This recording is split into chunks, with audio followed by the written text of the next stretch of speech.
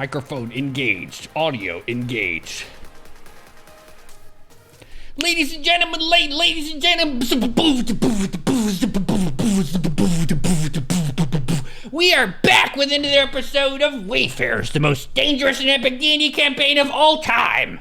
What happened last time? You might be asking yourself. Well, I'm here to fill you in. The team was in town for once, after being in a dungeon for 47 episodes. And in this town, they were wheeling and dealing. Apothecary, boom. Blacksmith, boom. Scroll dealer, boom. And trying their very best not to get scammed. Maybe they did, maybe they didn't. But Carl was able to go to the tavern with the team and get the quiche recipe that he found way back to craft the most delicious quiche of all time, or the worst. Find out on this episode of Wayfarers. Ouch. I love how active Jimothy is, because when he starts moving all his hands around, the bit rate of the camera just goes to like 10, and it's just a cloud of pixels that occurs. So it's fantastic. You know it's going to be a good episode when you can't see anything on Neuro's camera for about a second. But welcome back, everybody, and here we are once again for the best Dungeons & Dragons show on the Twitch.tv, in my humble opinion. We're here once again with Mr. Pig, Neuro, and Ash. How is it going, fellows? How are you all? What's going on? Feeling fresh, feeling strong. Just had a stonefish. That's some episode 1 lore right there. Yes. The stonefish hasn't left, and that was literally a episode 1 or 2. So I'm happy that it's left such an impression on you. Never forget. I like it. Remember the stonefish. The best fish you've ever had. Yes. Yeah, I guess so. Well, fantastic. Jimothy did a fantastic job leading us into this one, I think, guys. Did he miss anything? It sounded all correct to me. I've got some notes about some stuff. That's things that are happening and going on. But yeah, what do we got? Anybody got anything to add before we get started? So I believe that the things that I left at the apothecary are still being worked on at this time. So we do have some processes running a bit behind the scenes in various shops and so on. Yeah. Yep. We'll do a little bit of time skipping. We don't have to RP every single day that you're here, because you're waiting.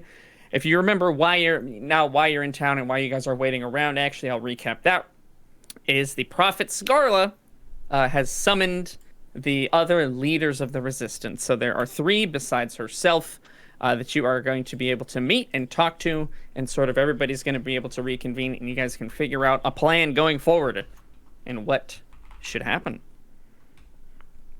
Yes, there was a bit of a weird time warp disturbance whenever you disconnected, and we weren't sure if what happened there was canon or not, so I still don't know if I speak Definitely wind. canon. Nah, not yes, canon. Absolutely you do. Everyone No, saw it. Definitely Everyone not. saw it. I didn't see it, actually. And we also have a new, very beloved character. Is that so? Yes. Mm-hmm. Well. Would you want a DM? I'll play Mendox this time if you want a DM for this episode. How about that? No. Okay. All right. Sometimes there's an eclipse, strange things happen, just for a few minutes there. Everything seems topsy-turvy. A little purge happens, you never know. Some alternate reality Wayfarers, maybe we'll label that as? Sure. Wayfarers What If? We already had a body swap episode. It wasn't that weird. Well, it was pretty weird. That's true. Actually, it was very weird. Let's not talk about it. I liked that episode quite a bit.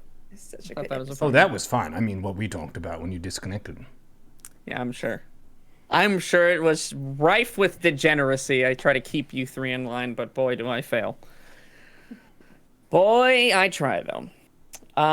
So we left you guys, and you had just finished crafting your latest concoction, a quiche, which you received from one of the dwarves that you saved when you headed over to the bandit cave. And he gave you a recipe for a quiche, and you have decided that, hey, I'm going to make that thing. You went through all the rolls, and you bought all of the materials from the general store, and my poor hapless store employee, who is potentially still cleaning up that mess to this day. And yeah, I made you roll through it, and you guys were just about to take a bite. Yes. Does that sound all correct to me? Mm-hmm. Am I there as well? Do I get to taste Everybody's there. Everybody's there, and I think you're also giving the innkeeper a bite as well, if I remember correctly. You promised him that he could have a bite. Yes. So why don't we just pick it up right there? You're all gathered around the sort of bar at the, where the innkeeper sort of stays and does his business. You're all three seated. You've gotten some eating utensils and you've dug in a bite. It looks pretty good. You've never seen a quiche before, so you don't really know if it's supposed to look like what it looks like. But here you are. And you each grab cinematically and you take a bite. And go ahead and roll me a d20, each of you. Is this how many inches our vomit flies, or 16. 15. 3? Okay. You each take a bite. Chew it up. Yeah, it's fine. I mean, it's okay. Oh, this is delicious. It's got a nice crunch to it. Figured I'd put the shells in. Are we supposed... That's what that is. I wasn't sure if it was supposed to crunch. I don't necessarily dislike it. Yeah, it's texture. You have nothing to compare it to, so, It's very eggy. Don't know if I like it. I like a nice pastry pie with some thick meat stew in it. It's a bit eggy. The quiche is egg-based. Quiche. That's what it is. It's don't like specifically it that much. eggy. Well, do you not like I'd eggs? rather just have a fried egg than put it in this sort of weird pie contraption. Well, that's your So you opinion. like eggs and you like pie, but you don't like egg pie. Some things belong separately, If you happen upon some delicious cream, you wouldn't necessarily mix it with some raw beef, would you? No. I mean, you could cook it in the beef in the cream. Yes, I suppose you could. You definitely wouldn't be combining the products raw, though, would you? Yeah, but we didn't combine these products raw. Not all rules apply evenly across all circumstances, Mendax. It has a weird egginess to it. I like...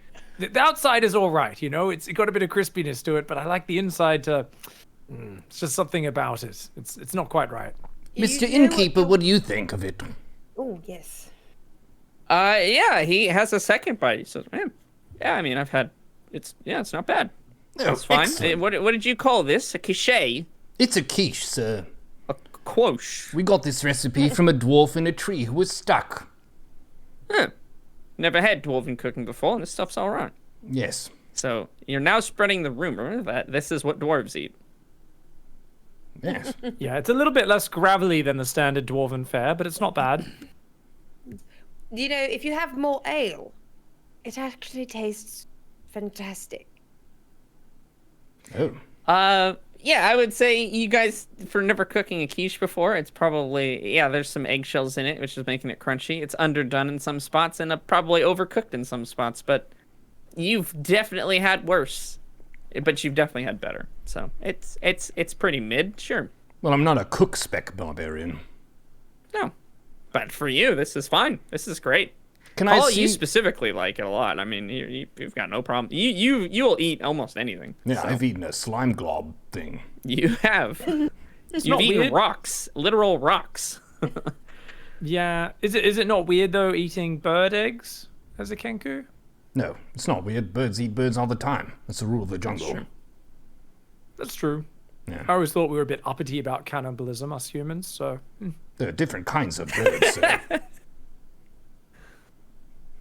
I mean, Bit uppity what's about dead is it. dead, Circle of life and all. Whether the soil eats it or I do, I don't see the difference. Well, you're a man, right? Indeed. If you were to eat, say, a monkey or an ape of some kind, you wouldn't consider that cannibalism, would you? Depends how many words he has in his vocabulary. Any more than 10 or 15, and I'd feel rather uncomfortable with it. That's fair. Wait, you'd feel more uncomfortable eating a monkey than you would eating a human being. Oh, I mean, if I'm killing it just for the food as well. If it's already dead, there's no qualms whatsoever. Gotcha. Okay. Gotcha. So the murder is the part that we don't like. Yes, that's the part which I'm a little bit picky on these days. Yeah. Oh, I had an idea. I want to see what the chef thinks of this. Maybe he has a reference of what quiche is like. I bet he's going to love it.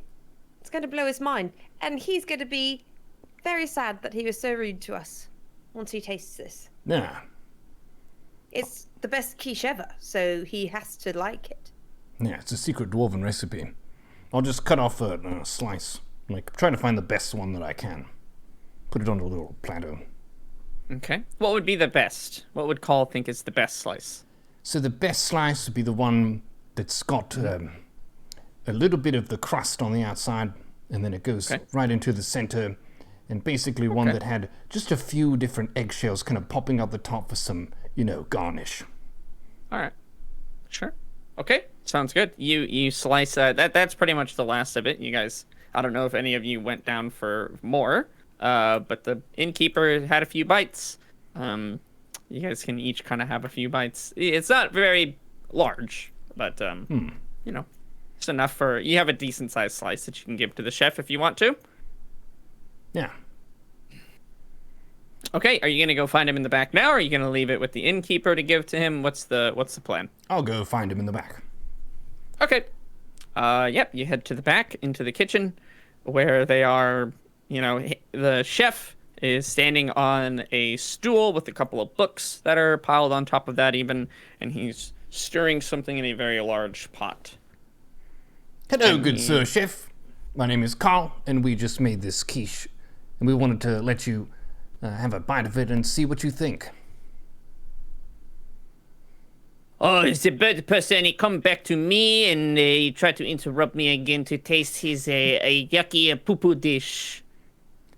Yes, it's actually called a quiche. The yucky poo-poo dish is one thing that I wanted to work on a little bit before having you share it.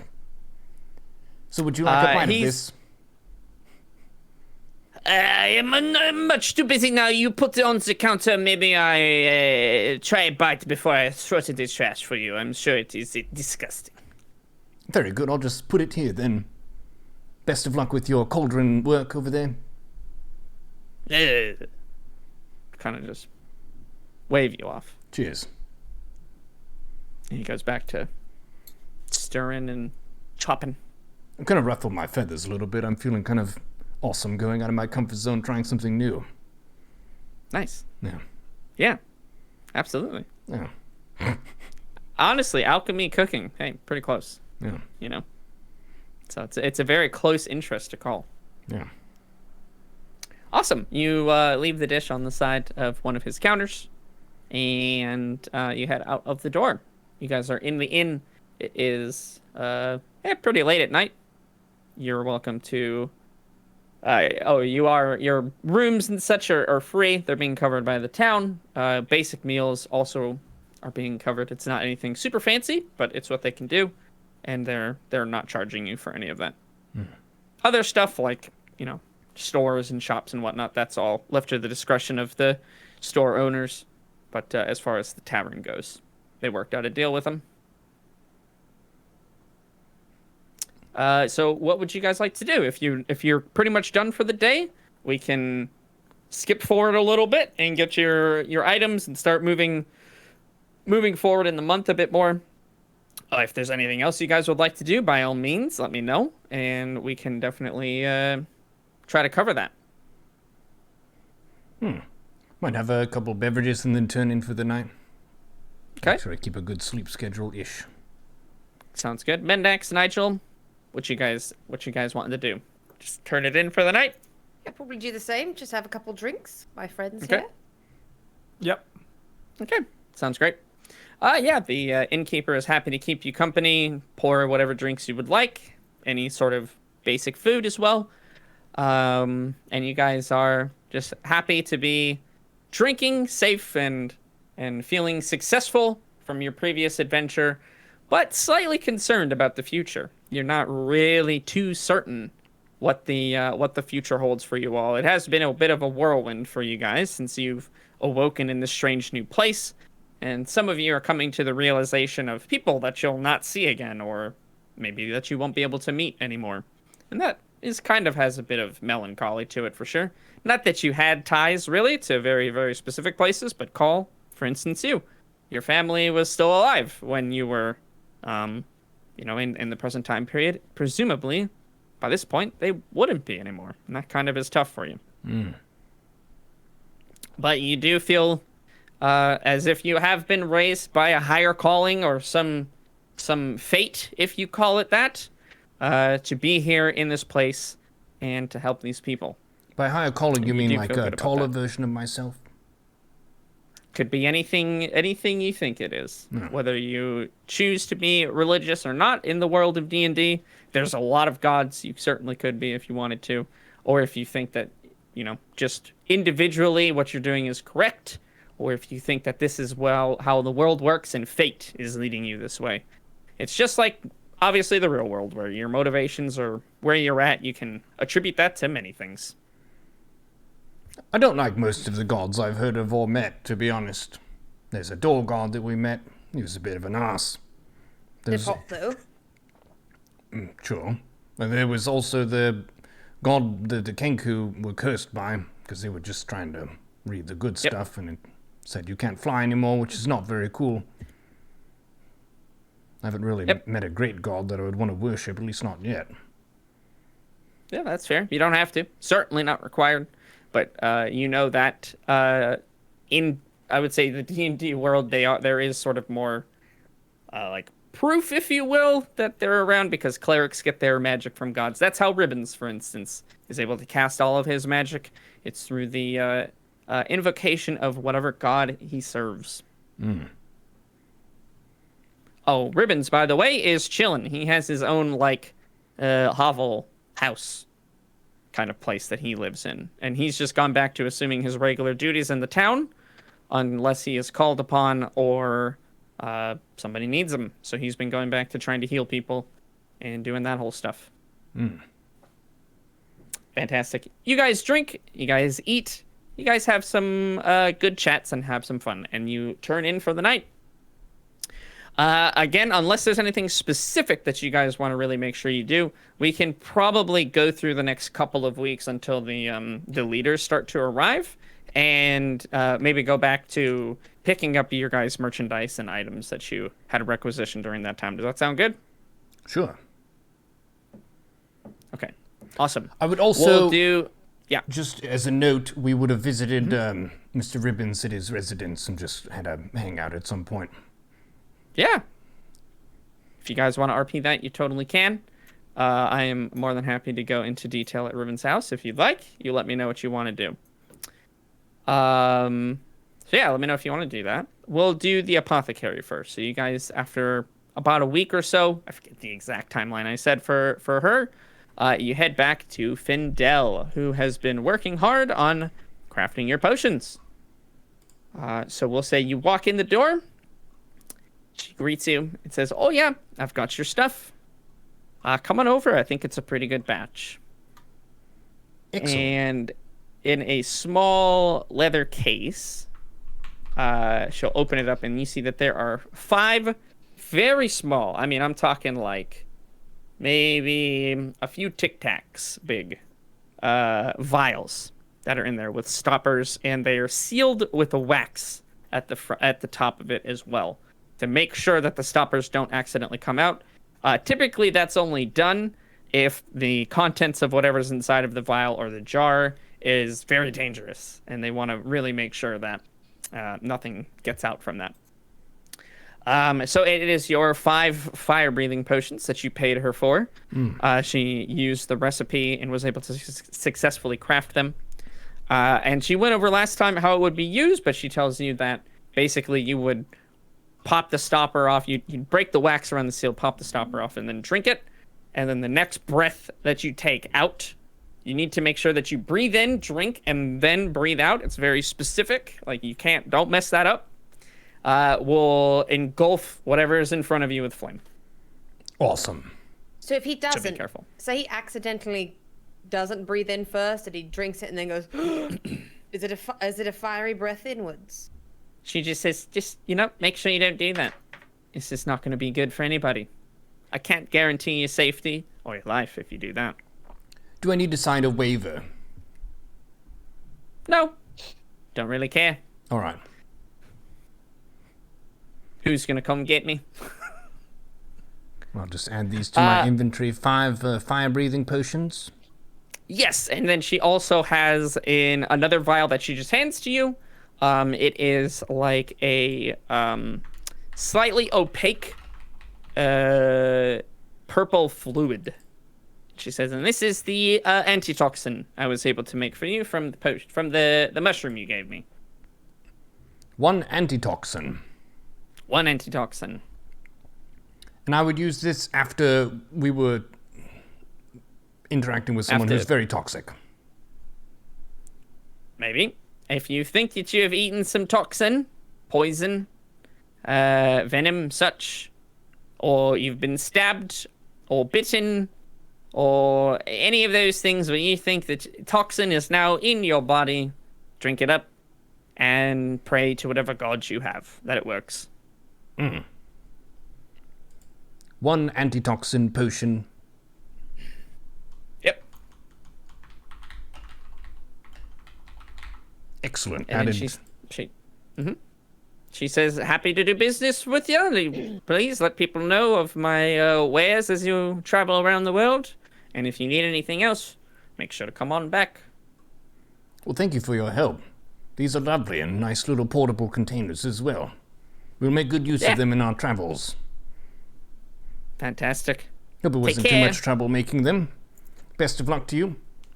Hot elf ghost babes watch over you. Yep. All right. And yeah, presumably you leave. Fantastic. You guys head in, we'll say, the next couple days, over to Fink the cat, who is starting to pack up his wagon. It looks like he's been there for a couple weeks. Usually after that point, he kind of heads on to the next place he can get to. As you all approach, he says, yes. Welcome back. I assume you're here for the item of curiosity, shall we say? Yes, very much. Were you able to find out any more information on it? In fact, I was. And he'll jump back into his little caravan and come back out, and he's got a little kind of glass, like almost like display case, very small, and it has the eye in it. And it looks like there is some manner of very, very small, kind of low-level enchantment on the glass case to keep it sealed, unless a certain amount of force is applied to open it, just to make sure that stuff doesn't kind of open and fall out. And he says, you've got quite the interesting, eyeball.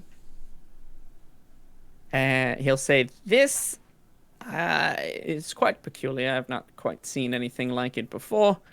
But of course, it was no match for my magical prowess.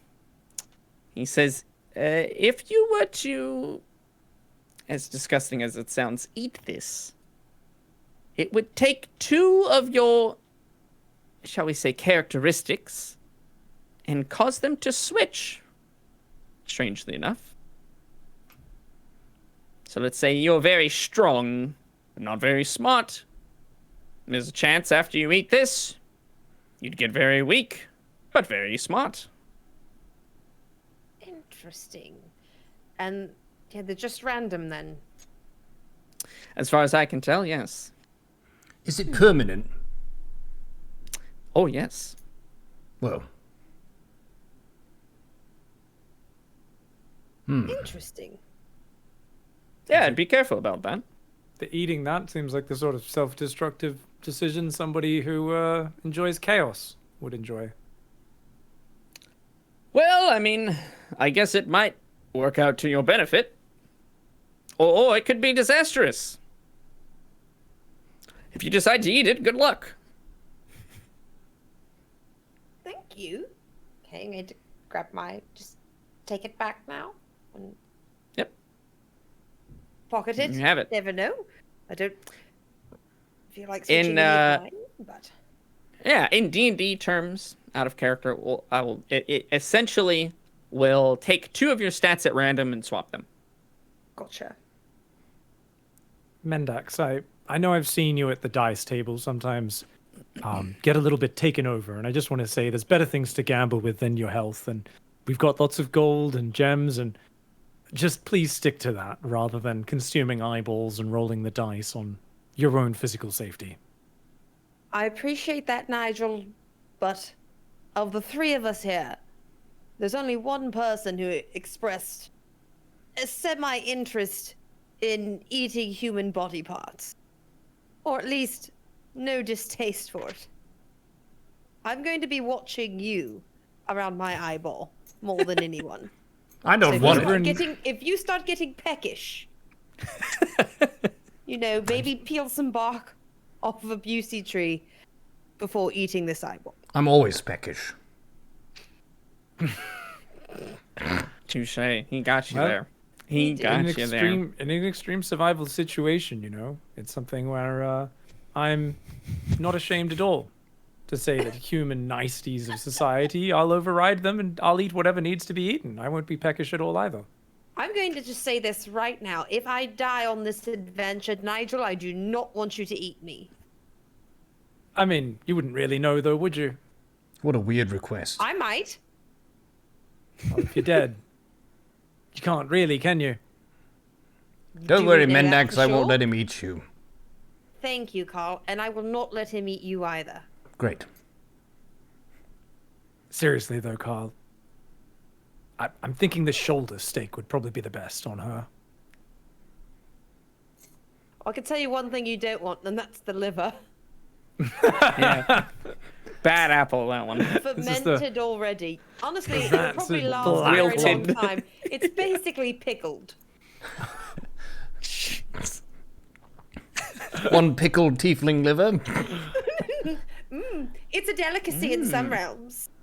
You know, delicacy is really just code for gross food that no one else wants. Or no one else can get, and you eat simply to prove how much better you are than them. It's basically trash food, and they call it that so that rich people feel fancy eating it. Yeah. Ooh, snails. Liver and small intestines. Oh, they're delicacies. Yes, I mean, fish eggs, caviar, seriously? Right? Chicken eggs weren't good enough for you? You have to go take them from fish? Ridiculous. You just want little salty poop balls on your toast. Well, I'm so rich. Fishes could shit on my food and I'll still eat it. Doesn't make any sense. I would guess that Fink is very grossed out by us at this point. He is left. He's not there packed up. anymore. So He's gone to go lick his own butt. Come on. Like he's any better than us. He's like, I mean, I will accept his judgment. he didn't have any specific vocal complaints, but he didn't feel the He's need to been stick laying up around. on that cushion 90% of the time. He's been in down.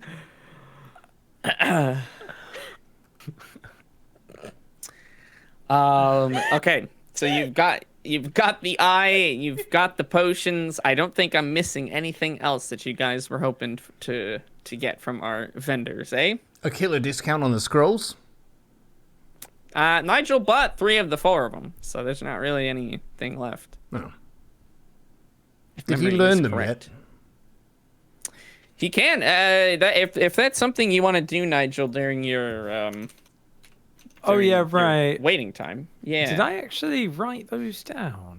Have I gotten lazy? Oh, I have. Or did I have- Mendax hang on to it? No, I didn't keep them. I just gave them my jewels, but I didn't keep them, I don't believe. You had there were 4 total. I remember you just got 3. There was the silent portal one, where it cancels the sound of a door.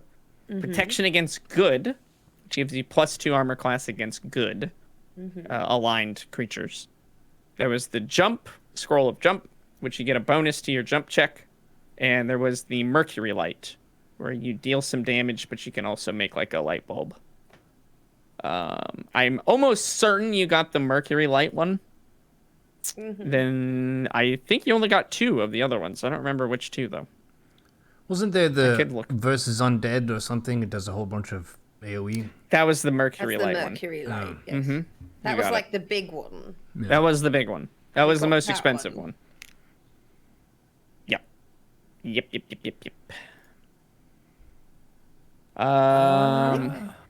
The I will say this, the The Mercury Light one was the most expensive. The other three, I believe, were just the same price. So if you wanted to take 2 of those, I'm pretty sure we could call it good.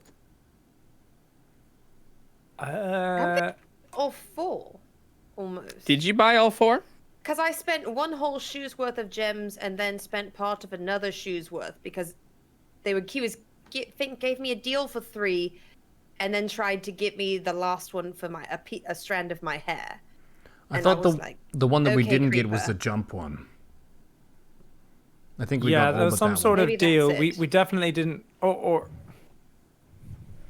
was it jump or silent portal that we didn't get? Probably did the jump. that I we think I skipped remember on. you making fun of my silent portal scroll. I will say that. Yes. You thought it was ridiculous to try to make a door quiet when you closed it. I seem to recall that being. I thought it was a cool spell.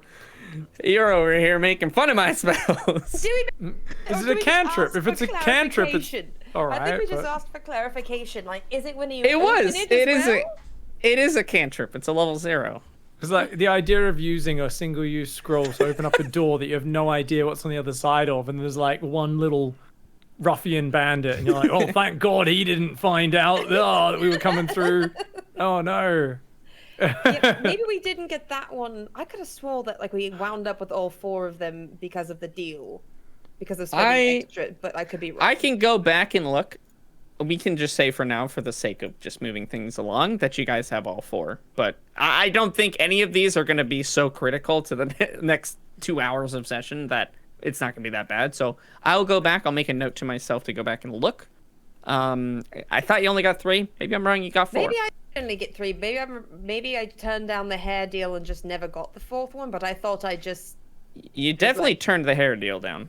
You didn't, that I do now. I was yeah, you not didn't going do to it. make that mistake. fucking Wouldn't go creeper. for it. But Nigel, I just looked up it for each level of the spell scroll. It takes you 2 hours and 50 gold per level to copy it into your spellbook. But then you have it permanently. And does that use up the scroll, or can I Yes. still use it after Nope. copying The it? scroll will be used up at that point. So who's that 50 gold then?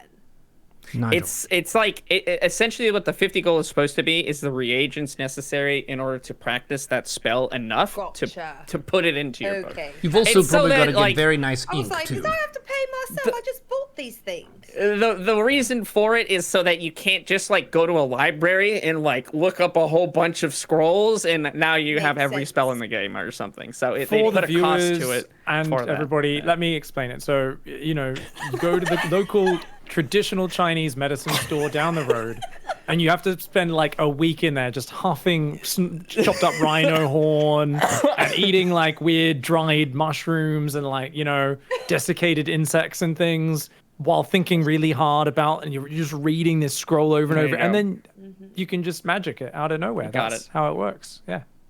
Really, much better explanation than what I did. Thank you. Appreciate Yeah, that. yeah. Really clarifying that. Lots of powdered rhino horn. Mm. Oh yeah. Uh, So Is Mercury Light a that's like a level what spell? So Mercury Light is level 2. The Protection Against Good and Jump are level 1. And the Silent Portal is a cantrip, which to me reads that you don't need to spend any gold or time. Oh, wait a second. My apologies. You cannot copy cantrips. So, yeah, you can't do level 0s. You can't actually take a level 0 scroll and copy it. It has to be first level or higher. It says it right here. I didn't know that. God damn if it. you so wanna even if we leave have out all the- 4 You can only do 3. balls. Okay, so we've got Scroll of Silent Portal, Scroll of Mercury Light. I don't think it was 2 projectiles, 1d6 damage on each I will- projectile. Copy them in for you. When you copy them down, you should be able to just add it to your D&D Beyond your character sheet, the spells. I don't think it's worth using, even if my magic is so much more powerful aggressively, even versus undead. I think my own spells are just better value. So Sure. I might just save it as a scroll, so it's more of a when I'm short on energy. To blast Sure. out. Just so that we're all on the same page, you should be able to still cast it at a higher level if you want to, which typically increases the damage of it.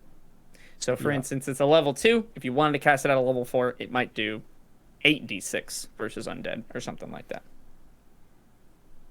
Yeah. Just to let you know, just putting that information out there. It's a little weird, the whole scroll copying all that stuff. So, yeah. So, is there a name of the spell on, like, because I'm just Googling, like, Mercury Light and it's not coming up. Yeah, it should. These might be custom ones that we would have to add. That is possible. Let's see.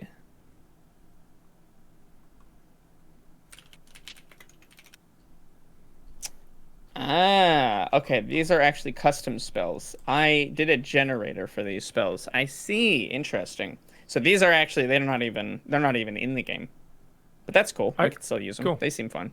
Well, now This they're is in the game. awesome. This is That makes it- custom yeah. content. It's custom content that I didn't make. It's the best kind of custom content, to be honest. Nice. Yeah. All right, so let me does know it whatever just one you level want to up? add, and we can do it. So is it 1 extra d6 per level? Like, so it goes 1d6 or 2d6? So let's just do the verse undead. Because that's Yeah. when I'd use it. So does it go 2d6, then 4d6 on level 2 and so on? So it starts at level 2. We'll say, yeah, that seems like what that would do, in my opinion.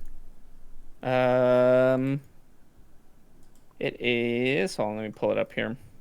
And also, is it like a dex save since it's a projectile, or? It would be an attack roll, and they would Just an get attack a yeah. They would probably just get their AC Okay, against cool. it. Yep.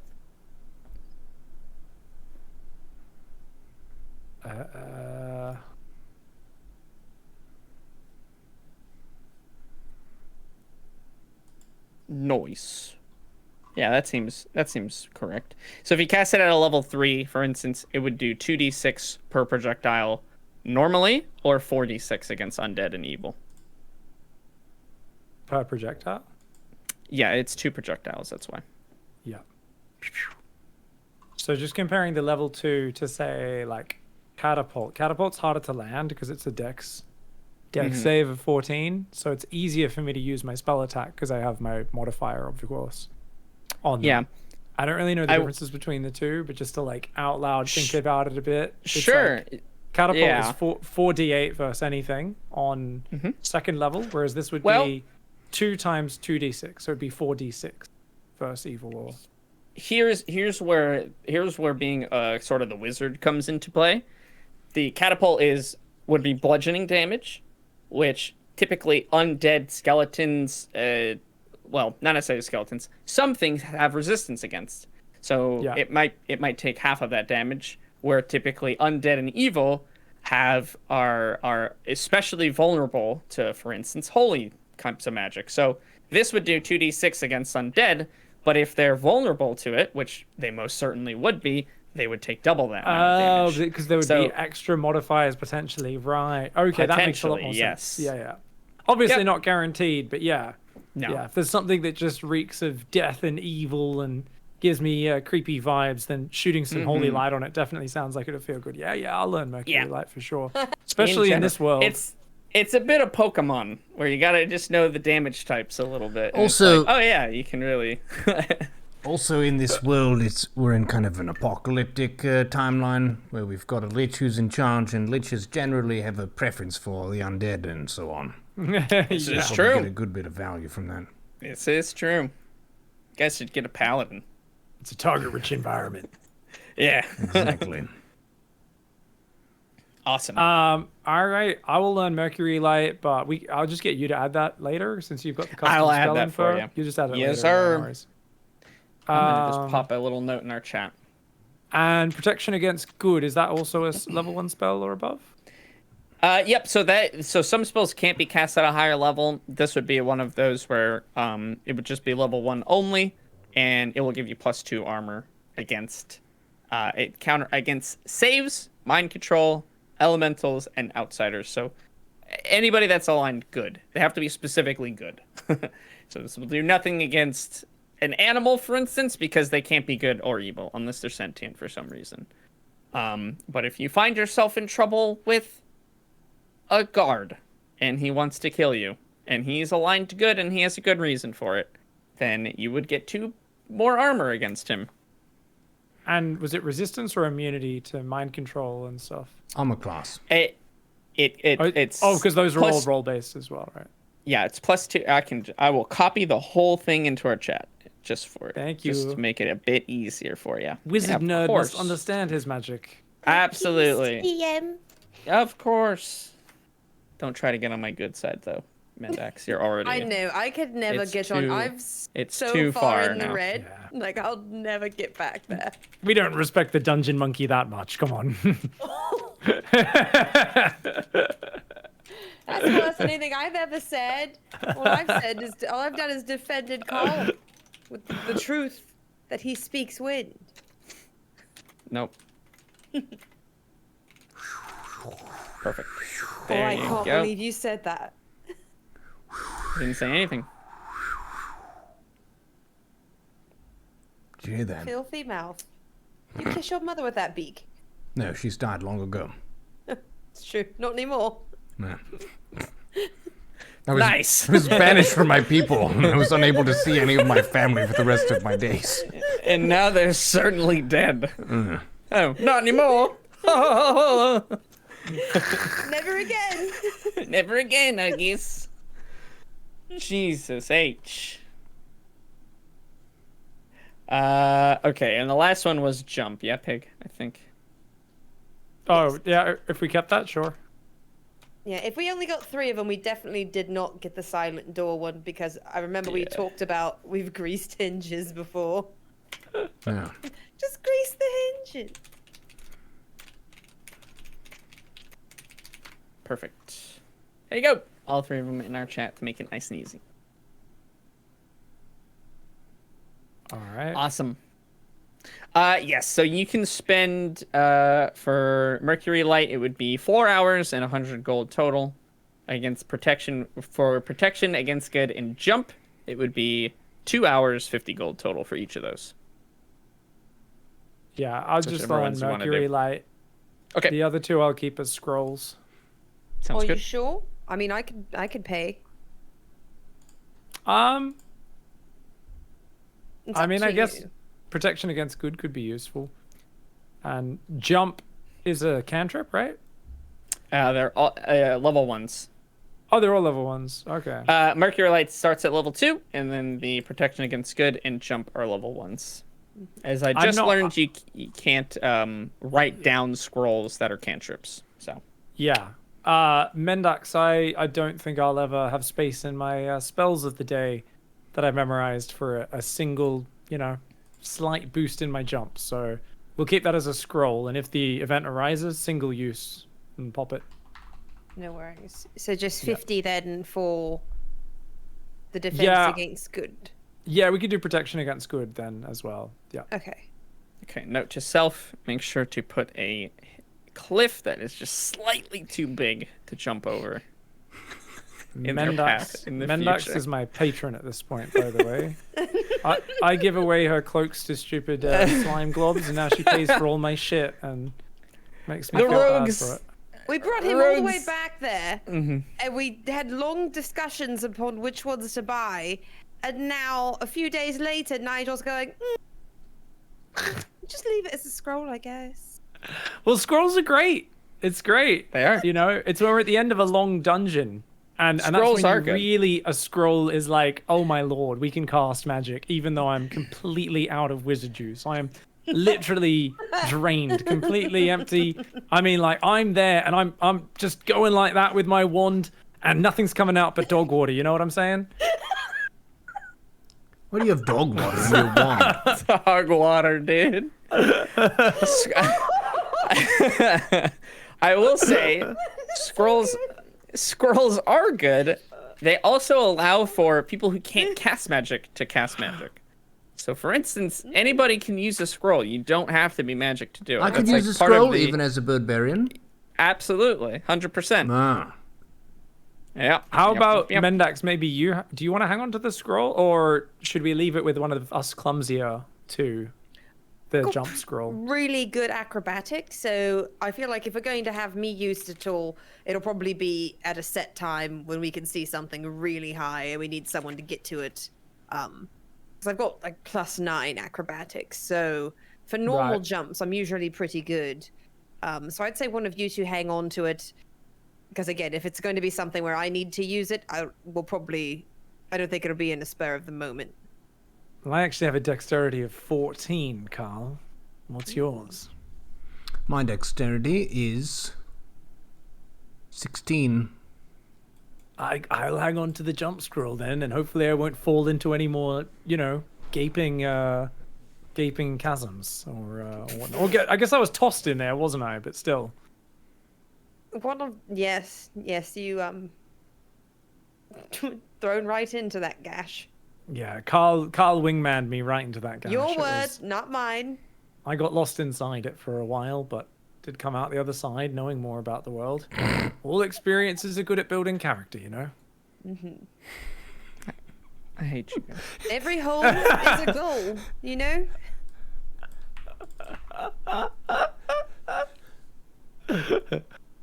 He doesn't like cliffs or chasms, I guess.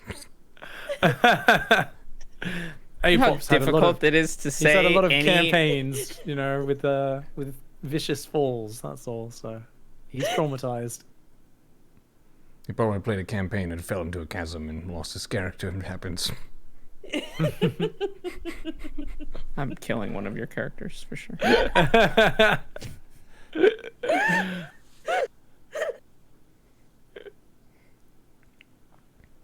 Poor Mom, I feel so bad. We are being like terrible human beings tonight. Like, more so than usual. You're throwing me into this. I just made a quiche. Carl's just picking some of those eggshell crumbs off his shirt. What did I do? Okay. I will say for the next couple of weeks, we'll say you guys have 2 weeks to kill before the first of the leaders arrive, which means you can spend this doing a downtime activity. Ooh, mechanics of D&D. So downtime activities are exactly what they sound like. They're things that you want to do over maybe the next, however long that you have, that you don't necessarily want to RP out every single day of doing. So that can be a lot of different things. I will give you guys some examples of what you guys can do during this downtime.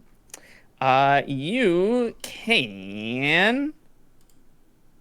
And it usually depends on what town you're in, what kind of environment you're in as well.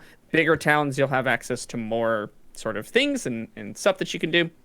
You can try to craft an item if you have a kit that allows you to do that. Nigel, you specifically can actually create scrolls. So you have that as just a wizard. You can spend money and time to create scrolls, either to sell or to give to your companions for them to use whenever they want to use them. You can gamble. Gambling is almost always an option. Or you could do just like basic work. So you could essentially hire yourself out to anybody that might need some work to be done, whether that's just manual labor or whatever. So if any of those you guys would like to do, or if you have a suggestion or an idea that you specifically would like to do, you can run it by me. But what would you guys like to do for the next 2 weeks while you're waiting?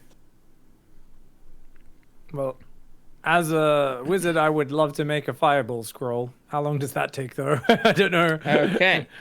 What level is it? So it's all based off of the level of the spell. If I was to go mad and make a level 4 fireball scroll, it would take you 6 weeks and 2,500 gold. figured as much. How about a level 2? Oh, no, that's a 3rd level spell. How about a level 3 fireball? A level 3 would be 500 gold in 4 weeks. And we have 2 weeks, right? You got 2 weeks.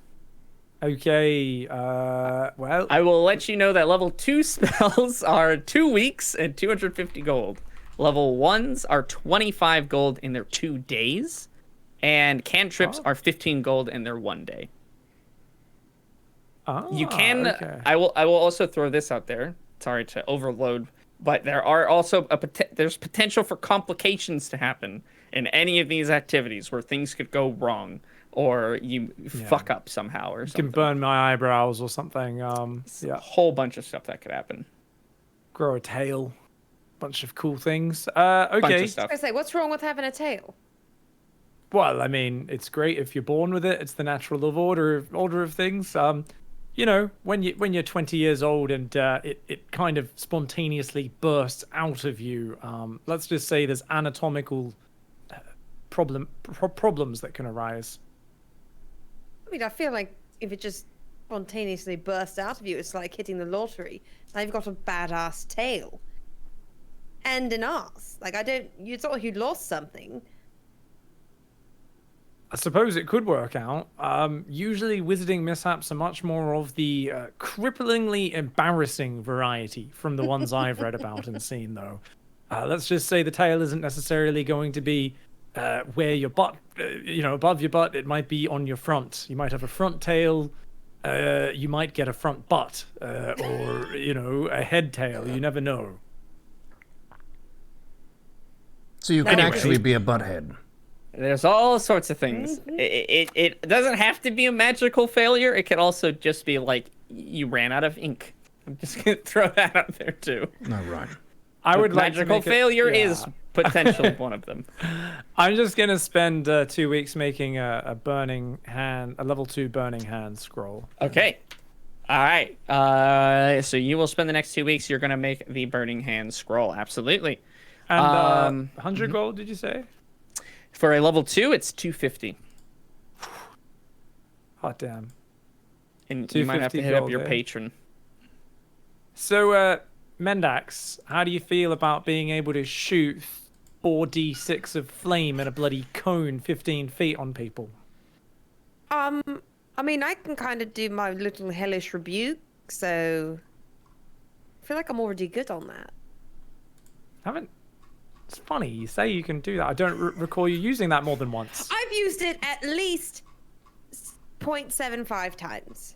She's You used used it. it at least once. Yeah. I've used it. Very infrequently, At but you least have twice. used it. Yes, I have I used it. am. I'm almost certain you've used it at least twice. Well, the problem is I just don't take damage. Kidding. Jokes. Just too Jokes. Well, it's your call. Essentially, the offer is there. Cost price. Obviously, it'll cost me 250 gold to make. It's a single use, but it's a very explosive ability. Not sure if you remember when we were on the boat and those pirates literally started boarding, and I burnt the entire deck of a crew of them. Oh, I guess you weren't there, but you did come back and see the corpses afterwards. That's what Burning Hands does. I mean, that is very impressive. I did just use gunpowder, though. And like a candle, and I blew up a boat. Pretty cool. Did you bring some of that with you? Here? No. Why would I carry Nope. gunpowder? Okay, well, I'd offer you gunpowder for 250 gold as well if I could, but as it is, the offer stands for a scroll of burning hands. Would you like me to spend 2 weeks laboriously imbuing a scroll with a single use of explosive magic? Or not? Because I can very well just read up on the history of this timeline and local region and try to learn about the lore instead. What's the damage again? 4d6 in a 15-foot cone. So anybody in front of you. You can hit usually 3 or 4 people if we're facing a small fight. In a large fight with lots of bandits, say, packed in, you can hit a good dozen. I mean, that's not bad. It is good. You can also sell it. You can sell magic items, scrolls that you make. It's kind of one of the ways wizards finance their stuff is they'll make scrolls and sell them to people too. So you can always do that as well. I mean, I really don't. I mean, it's an excellent thing, but for a one-off, I don't know that I'm going to spend 250 gold on it, Nigel. I'm sorry. It's I've not already cheap. lost like 1 1/3 shoes worth of gemstones on scrolls this week. Fair call, fair call. All right. In that case, I am going to make a level 1 burning hand spell. How much did that cost? Level 1 is 25 gold. That's a little And bit cheaper, isn't it? Takes I'll you take 2 that. days. Yep. Sounds Okay, good. so how about can I make 3 of those? 6 days? 75 Yeah. gold? Okay. For sure. All right. Awesome. And that still gives me plenty of time to do reading up on the history and trying to get acquainted with this timeline and a bit more understanding of where the resistance stands. Absolutely. You can spend, how about we say you spend a week making scrolls and you can spend a week on research. Awesome. Let's All do right, that. I'm going to minus 75 gold. And that should be good. Sounds good to me. We will go ahead and get to all the things that happen after we determine what everyone is going to get up to. Mendex, what do you want to do for the 2 weeks? You can gamble if you want to. That is always an option almost everywhere. Like I said, you can try, and I will say, excuse me, you can try to work with the blacksmith to see if you could get the gem to fit into the sword that you have. That's kind of a custom thing that's just happening now. There's not really a downtime activity for that. But I'll do it under crafting, essentially. He is a blacksmith. He understands how that stuff works. He certainly doesn't know exactly how to imbue items with magical gems, but he can certainly try. Or anything else you can think of while you're chilling. Yeah, I think working with the blacksmith for that might be Okay. a good option. And then in my downtime from that, I might try a bit of gambling, just like a little bit on the side. Sure, you can. Just tell me specifically how much time you want to spend doing both in the 2 weeks.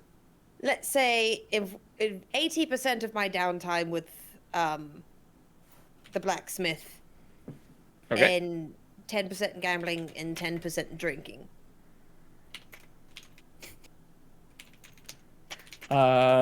Okay. Just writing all that down here. So you want to spend, we'll say, a week and a half working with the blacksmith? Yes. Okay. And then half a week, gambling. Is that right? Yes. Alrighty, fantastic. Call. What would you like to do? You can, you can do any of the things that I've already mentioned. You could also work if you want to try to earn some gold. You can train, where if you want to try to learn a new skill, you can see if anybody will try to teach you some stuff. Up to you.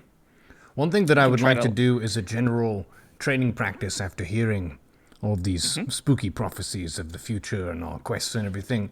And also thinking back to what Gothel said to me when he was questioning the demon soul within me. I would like to investigate my own rage, the spirit that is within me. And each day I would like to rage a few times and just flex and alternate between the different modes because I haven't gotten to use all of them yet. I have the jump, the climb, the swim, and I would like to take the time to practice each of those, waking up in the morning, being very calm, and then just randomly, like on a dime, Just going crazy bird mode and just like doing some stuff. Maybe there's an old woman who needs help across the road and I'll just like help her across the road really nicely but really scary as well. And I would also, if anyone has heavy boxes and they're struggling, just swooping about, helping things out in the town as I see fit. And also just trying to make my rage a force of righteousness. Okay. Sure, we could do that. So you said you wanted to spend all 2 weeks kind of training or just 1 week doing that? all 2 weeks. All 2 weeks. Okay. There will be no immediate consequences of your actions, but there may be some long term if I can figure some stuff out. Sure. It doesn't really fit into any of the usual downtime stuff, but certainly we can try to be flexible. We could say that was tied to also just doing some work for some people. So if I've got Okay. strong arms and legs and I could help do some manual labor or something that would be suiting to my talents. I would do so. Yeah, if you want to work, we can definitely put you to work.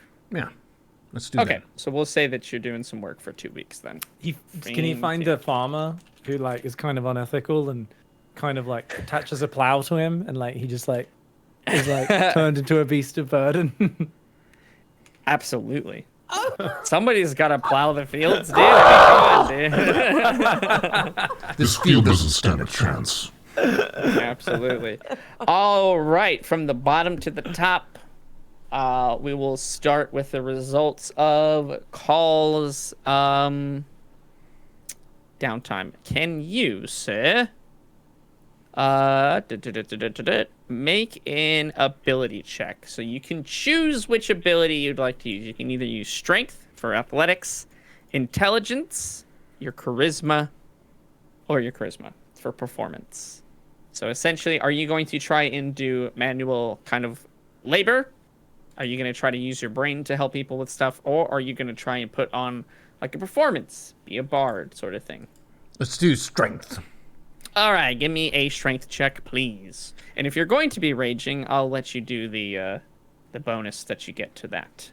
So I believe you get either advantage or you get some bonus to it. So let me just double check there. Plus the melee damage. Strength checks. I have advantage on strength checks. Okay, so that means you roll 2d20 and you take the highest. Let's go. Or you take which one you want, which usually is the highest. 13 for the first roll. Okay, And a 3. Let's go with the 13. sounds good. Why don't you tell me what the total is after you add your athletics? My athletics is 3. So that'll be 16. Fantastic. All right, so Stormbird.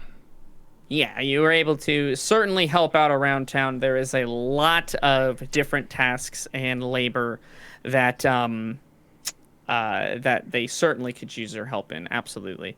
Whether that is stuff like farming, helping plow the fields, boarding up, or helping build some new structures in the city. There's also the matter of setting up areas for the leaders to sort of be able to live in, because there's about to be an explosive amount of more people in the town. So getting stuff ready for that, moving a lot of boxes around, just kind of some heavy lifting.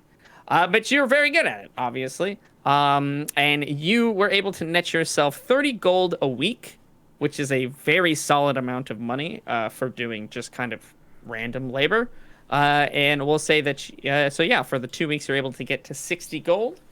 And then I would like for you to roll a d10 and tell me what you get. Okay, just added the 60 gold there. Can I find a d10? Oh, sorry, 2d10. Roll 2d10. Don't add them. Tell me what they are separately. Okay. That's a d12. That would be unfair. Okay. d10. Mm-hmm. First one is a 10. Okay. Second one is a 9. Awesome. You don't run into any complications while you are working during the week, so everything goes smoothly for you. Except for that one farmer who treated me like a beast of burden. Sure. Sure, why not? If you want there to be complications, happy to add them for you. You know, farmer strength is famous, but even more famous is the farmer's bloody ox. That's the real strength. So That's the real strength. I think that's a good workout, that is. You're just staying fit. Yeah. By going around the town, you've sort of ingratiated yourself in the community, gotten to know the people that work the land and that just sort of work to try to struggle and eke out an existence in a somewhat bleak and meager future that you're in. So you've become certainly more attached to the townsfolk. Just sort of getting to hear their stories and where they've come from and how hard it's been for them. And so you feel, I'd say, emboldened in your quest to sort of vanquish some evil of the land and make their lives easier. Fuck evil. Yeah. To heck with it. Yeah. To heck with it straight away. That's what I say. Mendax, Yes. you're going to spend a week and a half with our friend the blacksmith. Actually, before we even do that, there will be an amount of there will be like a fee. Certainly, he's not going to work for free, but again, he's happy to work with you for a week and a half of work. It's obviously not going to be, unless you want him to literally consume his entire life with working on this for a week and a half straight. He'll probably just charge you like 10 gold a day, so probably close to like 90 gold. Okay. 100 gold, we'll say, because you want a week and a half, right? So we'll. Okay. What if, he's working with me, but then during that week and a half when I'm working with him, if he's not actively working on my project, I help him to help cut some of that cost down. So like I can keep the billows going, be like a little assistant to help knock that down a bit. I will. You can't really combine like 2 downtime activities happening at the exact same time. Gotcha. So what I could let you do is, if you want to spend a week helping him and a week working on the sword, and just not do any gambling, then we could do that. Or if you want to spend half of a week working with him and the week and a half doing the sword, I'll cut it down a bit, but not altogether. Think of the activities as, once you've cemented an activity for like the day or the week, you can only really do that. I mean, I know that's not necessarily 100% realistic, but it's we're working within the confines of what we got. No, you know what? I'm going to just spend it and then try to win it back gambling. I feel like that's more what I would do. That sounds perfect. Okay, let's see here. So you are using his expertise. So go ahead and roll me a d20 and with advantage, and let me know what you get. Okay.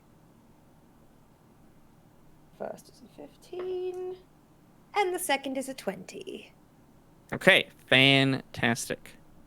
We will say that while he is working on crafting this item for you, because it is magical in nature, and so we'll say that he is able to consult with Nigel every now and again as he needs to. He's not making the item from scratch. All he's trying to do is combine them. If you wanted him to make a sword that was magical on his own, he would not be able to do it. But because the groundwork is already there, and it's really just combining the 2 items together, it is much more than his realm possibility. And we will say that he has a bit of a breakthrough as you guys are working on it, which would be represented by that 20.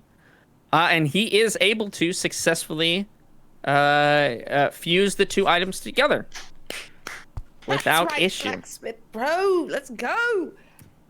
It's such a shiny, fiery sword now. Fantastic. Give me a d10. We'll see if there were any complications along the way. I got 7. Nope, all good. Yay! Nothing happening. No issues. Fantastic. So yeah, you're out 100 gold, and he is able to take those items and throw them together. He's able to craft them properly. You have the profile for the sword, correct? Correct. Once per day can activate Inflame to deal an additional d6 damage. I take half that damage back. But because I have fire resistance, it's only a quarter of that damage. Okay. So now, with the gem returned to the orb, you can activate it once a day. It will double that amount of damage. But you will also take that amount of damage. It'll double the amount of damage you take as well. And there is a native +2 fire damage on that sword at all times. Awesome. Okay, so let me customize that once per day. So this would be a 2d6 then. You still take half that damage back. Correct. You're going to take half that damage back. Native +2 fire damage. You got it. At all times. So even when it's not perfect. You got it. Love it. And it does. I mean, the rapier itself does have almost a shimmer of fire that appears sort of on it persistently. It doesn't burn anything unless you are specifically attacking it. And it only starts to sort of light back on fire when it's in your hands. Gotcha. Oh, this is pretty fucking sweet. Much better than the one, even that Carl just heedlessly threw into a vat of lava. I didn't throw it in there on purpose. Much better than the one that Carl laughed maniacally while making direct eye contact with me and dropping it into the vat of lava. Well, that's not how I remember it at all. Awesome. We will also say that it only took him a week to do it instead of a week and a half. So you have a full week if you would like to spend on gambling, or you can spend it on whatever else you'd like to do. Would you still like to gamble at that time? I mean, I still want to do some gambling, but I feel like maybe I'll do a couple days worth of work Okay. somewhere, make a bit of money, and then do like half work, half gamble. Okay, you can also do crime. That is an option as well. If you want to do crime, you can. I mean, domestic foraging, not crime. Well, it's just in general called crime. It doesn't even say you're stealing. You could kill people. There's a lot of different things you could do. So if you would like to enlist in crime or work or gambling, you are able to do so. It could just be loitering. Gambling does take up a full week. So it's a whole week of gambling. Got to do a whole You week. can't part that down by days, correct. And same with the crime. Yeah, you have to spend at least 1 week doing crime, and I believe it's the same with work. Everything is usually done in like week increments, basically. Gotcha. Typically, with few exceptions, like the scrolls. Do we? Oh, what about pit fighting? There's no pit fighting here, so you can't do that. Oh, okay, They don't have any gambling pits. it is. What's that? They don't have any pits. What did you want to do, Mendak? Sorry. We'll go gambling. Okay, fantastic. You can wager anywhere between 100 and 1,000 gold. You have to decide before you start gambling how much you're going to wager for the week. Let's do 120. For the whole week. Okay, 120 the whole week. Alrighty, 120. That is within a realm of money that people here are able to gamble with over the course of the entire week. And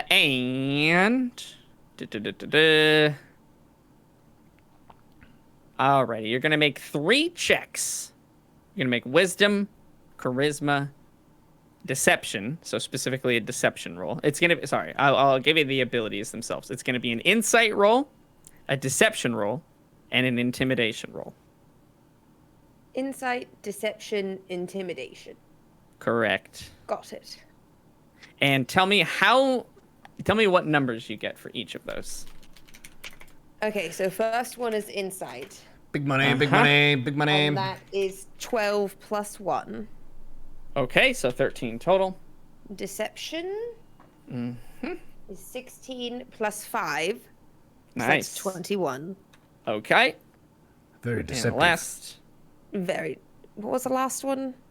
intimidation. Intimidation. Oh, got a really hot plus 2 on that. Okay. Oh, 17 plus 2. Alrighty, and now I will roll against you. So one Shit. moment. Fucker.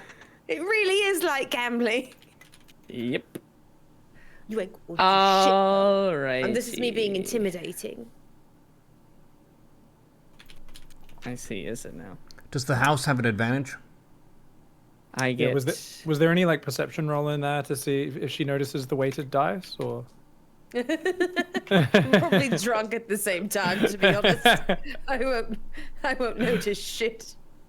Well, actually, yeah, it's probably just random, right? Because if you're losing enough, you'll be angry enough to find the dice, no matter what. So. They're going to get Alrighty. me on a game called You Lose, and the roll of dice. Oh, you lose.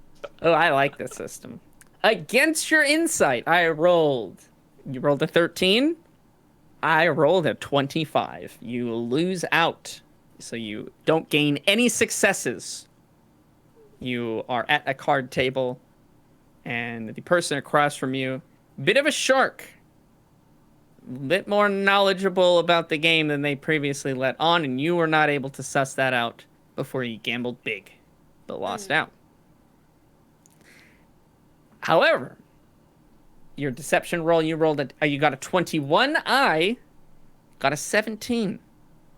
So in a game of, we'll say, liar's dice, you were able to hide what you really had properly, and were able to get others to believe that you were with a weaker hand than you actually were. And you were able to win out pretty big. And your intimidation roll, you rolled a 19. Very solid roll. I don't like this because you're smiling, which means you rolled above a 19 and I just lost. God damn it! And I rolled a 15. Oh, Which son of a means bitch, you got me! you were able to win out. Woo! You're able to bully the table on a game of whatever. I think it's called Three Dragon Ante is the card game in D&D. I don't know. One of the card games that you are all taking in. You're able to bully everybody out. So with 2 successes, you gain 1.5 times the amount of money that you bet. There you go. And there are good odds for me, by the way. 0 successes, you lose all the money, plus you're in debt. 1 success, you lose all your money. It's only when you get 2 or more that you are able to start actually gaining money off of gambling. However, gambling is not without its potential complications. If you wouldn't mind rolling a d10 for me and letting me know what you get. Uh-oh. Oh, somebody's going to fucking fight me. Fucking bring it. Let's go. Uh-oh. What'd you roll? A 1. Ooh. Sounds like things got a little complicated while you were gambling in the town. Oh, no. Let's roll a d8 and see what kind of complication we might be dealing with. A 2. A 2. Fantastic. While you are gambling, which, mind you, is not all above board. You know, sometimes gambling in some back rooms of some areas, maybe there's some other people doing illegal things there. Who knows? But the town guard gets a whiff of this. And during one of the sessions that you are gambling in, raids the room that you're all in, and takes everybody to jail. Oh, that's not so bad. Yeah. Not too bad, given that you are, of course, the legendary savior of the town. However, roll me a d10. Oh, shit. A 9. A 9. As you're getting out of jail and recollecting your things, mind you, you weren't able to get everything from the house that you were in. You find that 90 gold of your winnings has gone missing somehow. Which I think means that you actually lost money doing this. And she lost 30 you then? get 1.5 times what you bet, and I bet 120, so that meant I won 180, so I lost half of that. So now I've only won 90. You gain 1.5 times the amount you bet. Okay, yeah, I guess it could. The way I interpreted it, it was you hand over 120 gold, and what you get back is 1.5 times that amount. But that probably makes more sense. That's fine. We'll say 90 gold of that is missing. Yeah. Whether the guards took it, whether an opportunist took it, you don't know. You just know that one of the coin purses that you had is missing, which had about 90 gold in it. Shit.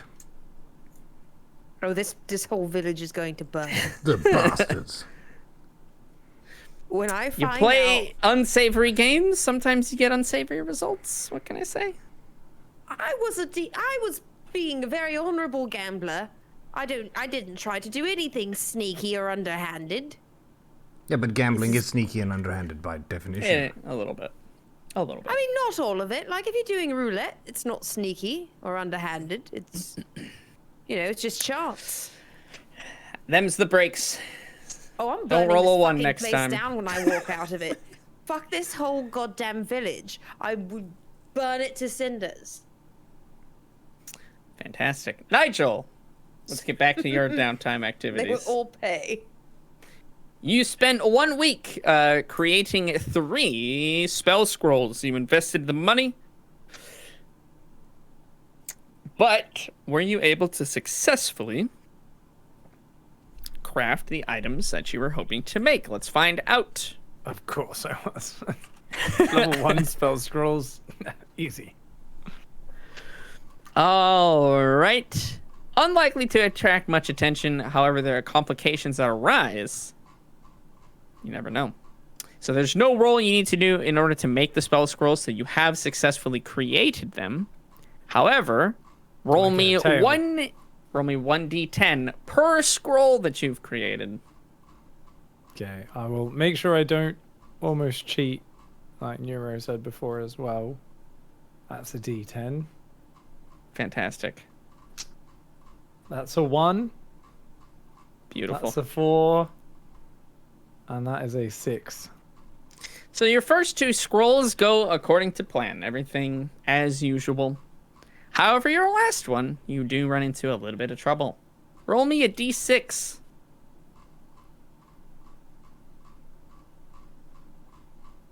That's a 2. A 2.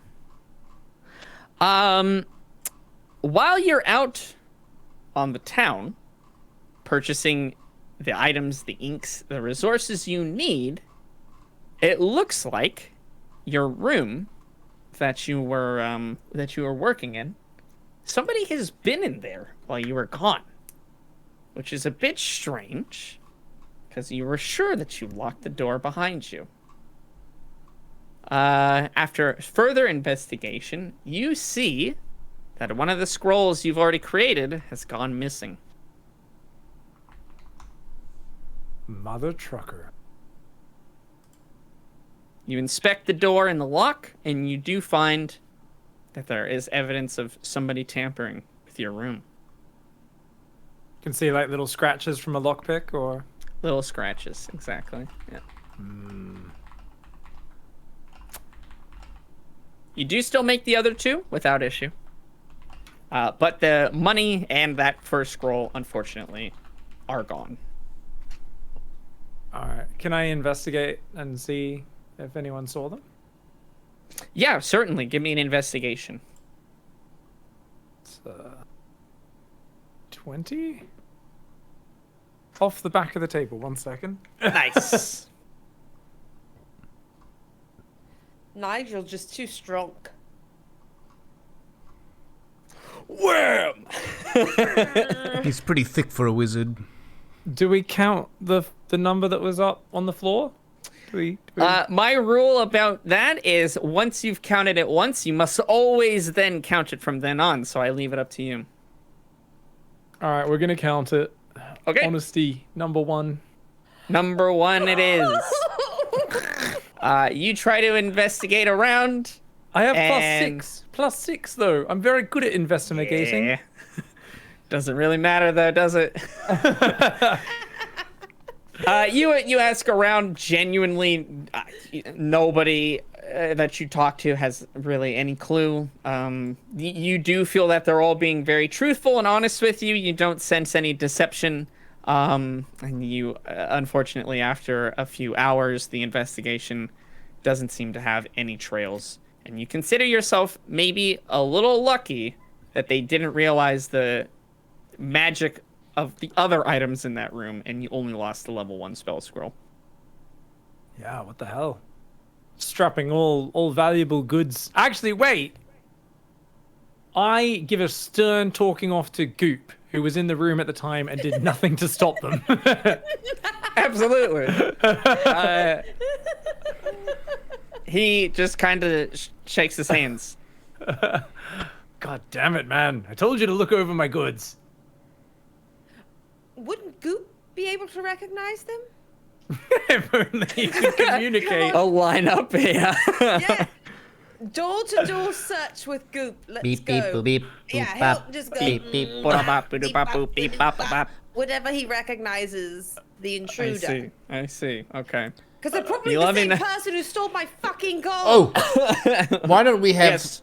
Goop for the 2 weeks go to the police academy so he can help us with this kind of shit in the He future? becomes an officer of the law, Officer Goop is on the case. a guard of the And town. an ascot. It just so happens Goop is on duty when Ash gets brought into jail and is the one watching over the prisoners at the time.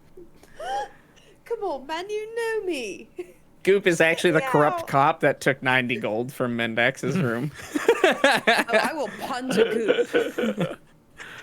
That would hurt. He's made of like pure rock. Fantastic. Well, I hope you all enjoyed the downtime activities that you were able to participate in. Sorry that some of them were met with less than keen circumstances. But it wasn't all for naught. Mendax, you still made out with more money than you started with. You still got a sword. Call, you were able to ingratiate yourself in the town even more and earn some coin on the side. And Nigel, you did successfully make 2 scrolls. So I guess that's better than nothing. Not too bad. Not too bad. Fair enough. The last thing that we have is, Nigel, you said you wanted to do a week of research. Yes. What would you like to research? Are you wanting to generally tell me what you'd like to do? Just The main focus points, other than understanding this world in a general sense, is history, especially recent history. Well, just generally, the history of the world since the Lich has Okay. ascended. And the other kind of 50% is the status of the resistance and the current Okay. geography and kind of where the resistance centers are and that sort of stuff. I will say it's a bit much to fit into just 1 week of research. Usually you gotta kind of span it out. So what we could do is if you'd like to research one of the specific resistance leaders, I will allow you to do that. There. That's all right. I'll fill that in later with discussions. We can just do history then. Okay, if you want to just do history. Yep. Sure. We'll keep it focused. It's only 1 week since I was making scrolls, so yeah. Yeah, no worries. So let's.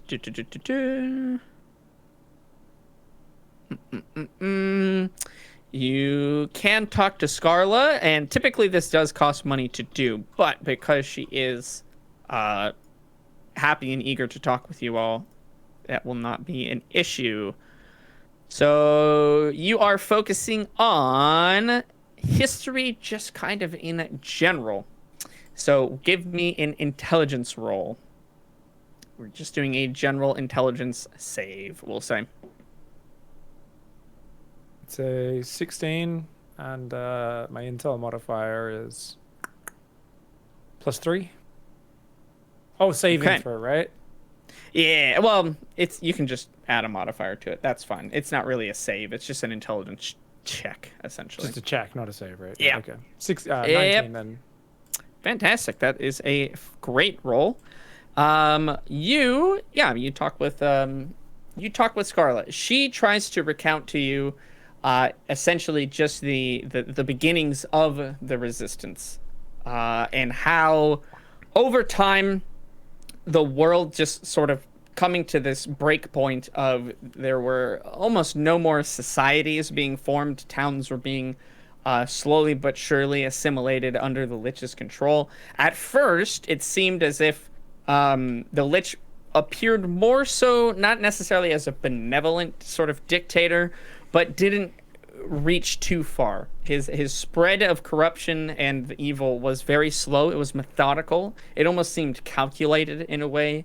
Taking over key industries was one of the big focuses that he had, trying to take over then specific towns, capital cities, choke points of resources. So if he could starve the world out from their supply of ore from the mountains or food from the oceans, if he could control those key points, he knew that over time he could control the rest of the land, which now at this point he's essentially succeeded in his task.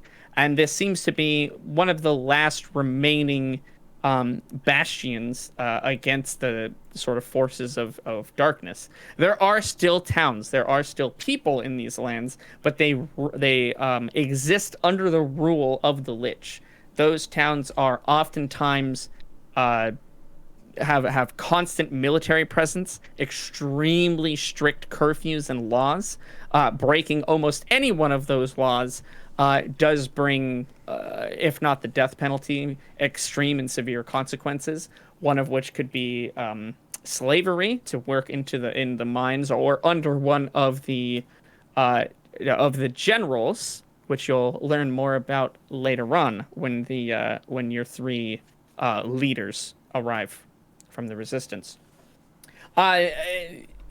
This sort of circumstance has made it has been going on for so long that people, almost in a similar way Star Wars viewed the Empire, they view the Lich as sort of, that's just the way that life is, and it's easier to conform and work within the system that they're in than to try and resist against it, because there is essentially seen there's almost no hope of trying to overcome the world that exists today.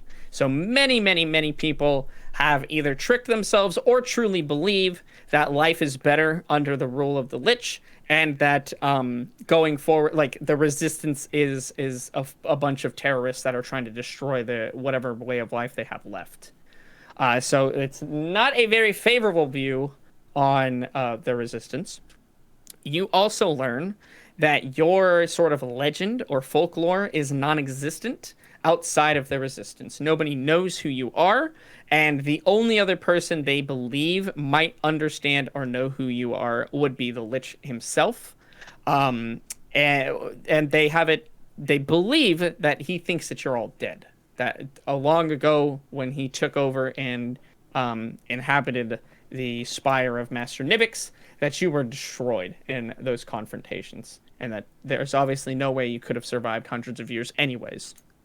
The Lich is very aware of the resistance. He's acutely aware that you exist, but he sees the resistance as no more than a thorn in his side than any sort of force that could actually do anything against his power. So certainly he's extremely cocky, extremely arrogant, and very, very confident in his role. Because essentially, I mean, why wouldn't you be? You control essentially the entire continent, and have no issue getting anything that you want. He is still pursuing his quest, his original goal, to try and sort of raise that power to the next level, past Lichdom, and achieve something as close as he can to true godhood, and ascend to then conquer the realms of the gods. Awesome. We're in the wilds, right? In this new world, in the top right, the northeast. You guys don't know where you are yet. Oh, we don't know actually. where we are, actually. Not yet. I haven't shown you the new map that I've cooked up quite yet. Oh, okay. But I will once we get to that. So if you want to know, Scarlet will tell you that you guys are about in the center of the continent. Oh, okay. But that the world that you guys knew and have come from is very changed and looks quite different than it used to be. Yes, I'm looking at the map now. I'm like, what? Yeah, no worries, that's fine. Oh, inland water and things are different and everything's changed. Yeah, because it's been how many years? I think I said 400 Like to 500. 500 or something. A hot minute. And obviously the Lich has Been a been while. changing the landscape with his dark Yep. magics and all sorts of things. Wow. Okay, cool. All right. So yeah. So most people are kind of just they're accepting the fate of living under Oh, yeah. the rule, and there is a Most- comfort in the control. Yeah. Yeah, absolutely. I mean, it's been at minimum 5 generations since he's taken over. So, I mean, in that amount of time, you know, the way of life has so substantially changed from where it used to be 500 years ago that this is like just the norm. I mean, this is like an everyday. People still, you know, learn. People still go to school. They just still do it within the confines of this world and ascend to, or aspire rather, to work within the government structure of the Lich, because those are the people who have it the best. Is if you can get some sort of career, if you can rise to power, whether it be into the Lich's personal sort of army or arsenal, or into one of his generals' sort of schemes, then you have it made in comparison to try to eke out a life of being a fishmonger or something like that. So people aspire to work within to work for him. Indeed. Okay, cool. What a shit world. Yeah. Not great. Not fantastic. We're gonna have to Absolutely. come in here and gonna try and five generations. It's gonna be hard to red pill these people after 5 generations. Jeez. It won't be very easy, that's for sure. You're not without hope. There are still people who believe in the resistance, in the cause. And it's just, they believe that it's more so people have never considered a life without the Lich, have never even fathomed what that would look like. And that kind of talk is enough to get you killed. So nobody even tries to think about that sort of stuff because it's just so, like, not only is it extremely dangerous, but it's just unfathomable to most people.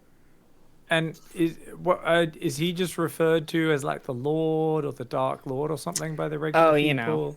You know liches and their names. They've got tons of them, and he likes to be called by any and all of them. The worse it sounds, the better it is, because it's one of his most desired tactics is to instill fear. Mauler of children, he the great dark one. Yeah. Destroyer of worlds. Smeller of crotch, yes. Yeah, sure. Crusher of civilizations. Smeller of the crotch. He does have some more nice names. He'll be called Savior of certain towns, for instance. You know, again, people don't necessarily only fear him. There's an idolization that some cultures have with the Lich. That they truly believe that before him, the world was chaos and just madness, and people went around killing each other without rules or laws. Again, that's sort of the propaganda that's been perpetuated through the world. It's very clear that the Lich, after assuming power, had a very clear idea of what he wanted to do and how he was going to do it. Yeah. Back in our time, countries had the authority to govern themselves. Sovereignty, bitch. That's what I'm saying. We're gonna bring it back. Love a good bit of sovereignty. Yeah.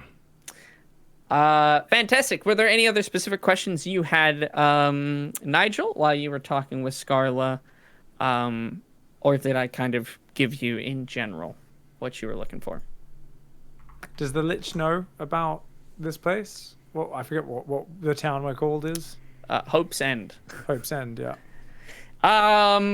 They feel confident he is aware the town exists, but they're not 100% sure if he knows exactly where you are. It is very, very tough for them to get information from that side because so few people are willing to take that risk and turn even share information with outsiders about that sort of stuff. So it's very difficult for them to know exactly what he knows.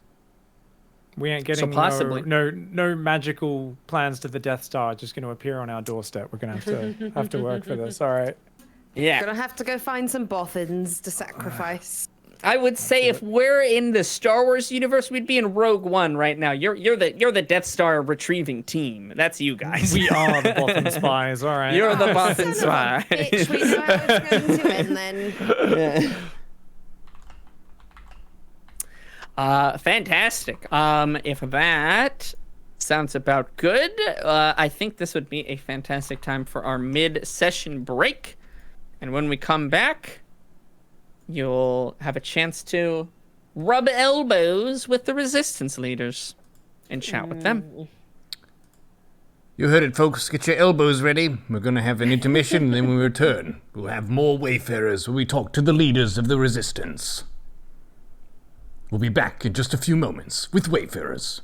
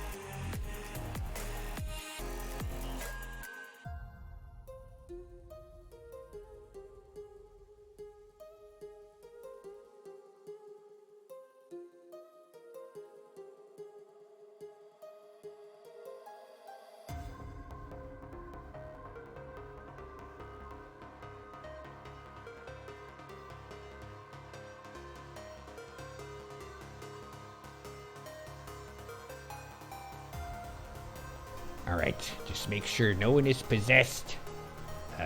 Everyone's hands and arms are in the vehicle at all times. Audio is on. Just gonna switch this over. Ladies and gentlemen, we are back with Wayfarers. Hope you had an amazing intermission there and everyone took a nice poop.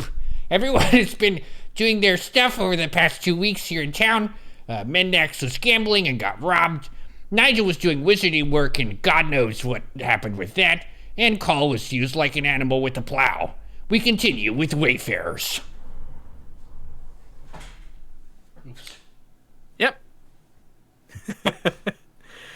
Welcome back, everybody. I couldn't do a better job than Jimothy there, so I think I'll just leave it at that. Any other questions before we move past the 2 weeks that you guys have been doing the downtime activities? Well, moving on then. I said any other questions before we move past the 2 weeks of downtime activities? Anything you want to clarify? Go ahead. Never mind. Fantastic. As the 2 weeks come to an end, you notice that more and more people start to arrive to the town. And the town itself is sort of all of a hullabaloo, if you will. And these are the sort of marking the arrival of the resistance leaders. So including Scarla, there are 4 total. So 3 other ones and the Prophet Scarla, which is in charge of the town that you're in now.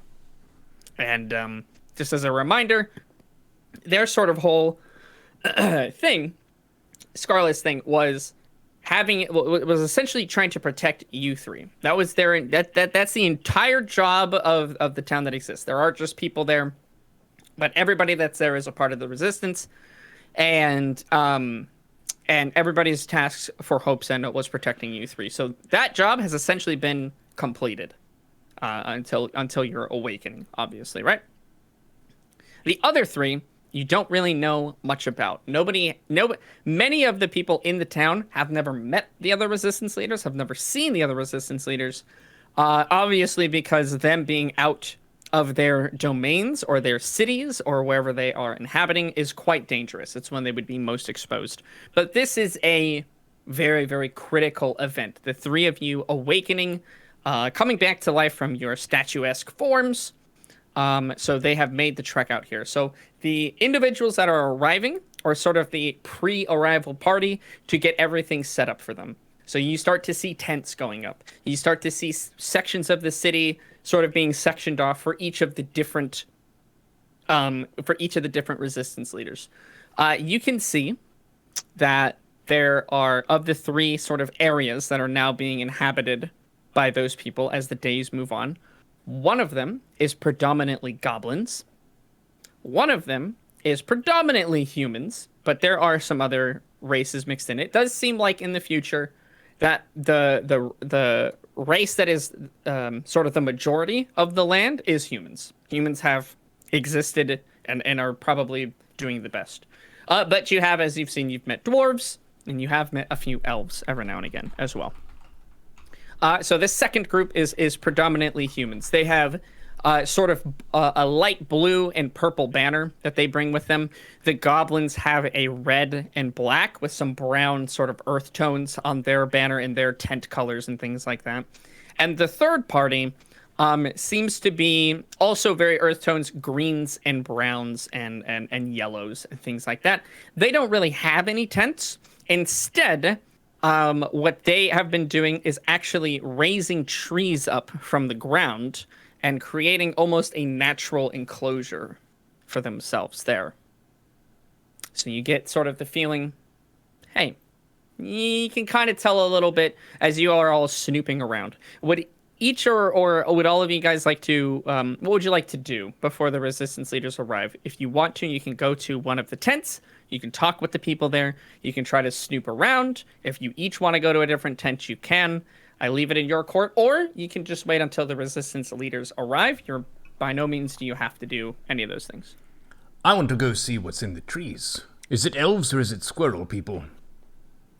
There are predominantly elves there, but there are all sorts of other races there as well. You can see that there are a few dwarves, There are a few gnomes. There is a minotaur that's there with them, which is a pretty rare race, but did exist in your world, so it's not the craziest of things. And there's an orc with them as well, which is extremely rare to see. An orc in this timeline is very, very rare. You haven't seen one yet. Along with the minotaur, I guess. Well, that's because I reckon Mendax- they're hanging out, having fun, working for douchebag. I would wager. You never know. Mendax Nigel, what would you like to do? I can still hear you. I'm just gonna open my window real quick. But I can still hear you. All right, I guess he's gone, so I'll take over as DM, right, guys. So, And the goblin people gave us each 400 gold. No. and he said, I "Why, will- Mr. Kenku? You have the most large and impressive beak I've ever seen. My beak is so small and unimpressive compared to yours." Well, thank you. I literally walk away to open my window. This is what happens. This is ridiculous. I cannot work under these conditions. You see that the goblin tent is majority goblins. There are some kind of troglodyte-looking creatures that are very proficient at like burrowing. They have claws that typically live underground. And their tent persists of a lot of machinery. So they have a lot of different sort of machines that they've brought along with them to make their lives a little bit easier. Those are sort of pluming smoke out. Whether some of them are working on materials that they need in order to survive here, or not survive rather, but to make their stay more comfortable, or whether they're just, kind of bringing some niceties from their home. The last tent, again, predominantly humans, but there are a few other races there as well. You can tell that they are, Nigel, more proficient in magic than the other two races are. A lot of their tent has a lot of what you would see in a wizard's domicile. Automatically moving brooms and dishes and things like that. There are quills and books following people around, writing things down, dictating what they're saying as they're starting to unload things. Nobody is really picking anything up. Everybody is moving things magically. Yes, it helps to be good at magic if you know how to read. So, not surprised. That's true. Yes. Okay, so Call, yeah, you said you wanted to head to the nature area. We can totally do that. Mandax Nigel, if you want to do anything in specific, you can. You don't have to. No, I'll go with Carl. Hang out with Carl. But along the way, I'm going to warn any new faces I see to guard their purses quite closely. Yeah, they'll look at you a little quizzically, but just kind of trying not to be rude. They'll say, "Okay, thanks for letting me know." Just, trying to save other people the heartache and trauma. Nigel, are you heading with the other two, or are you going off? Yeah, I'll just follow along, get acquainted. Sounds great. Yeah, there's a lot of hustle and bustle going on at the sort of, we'll say, the nature reserve or nature area. It's definitely the most green that you've ever seen since awakening in this strange timeline.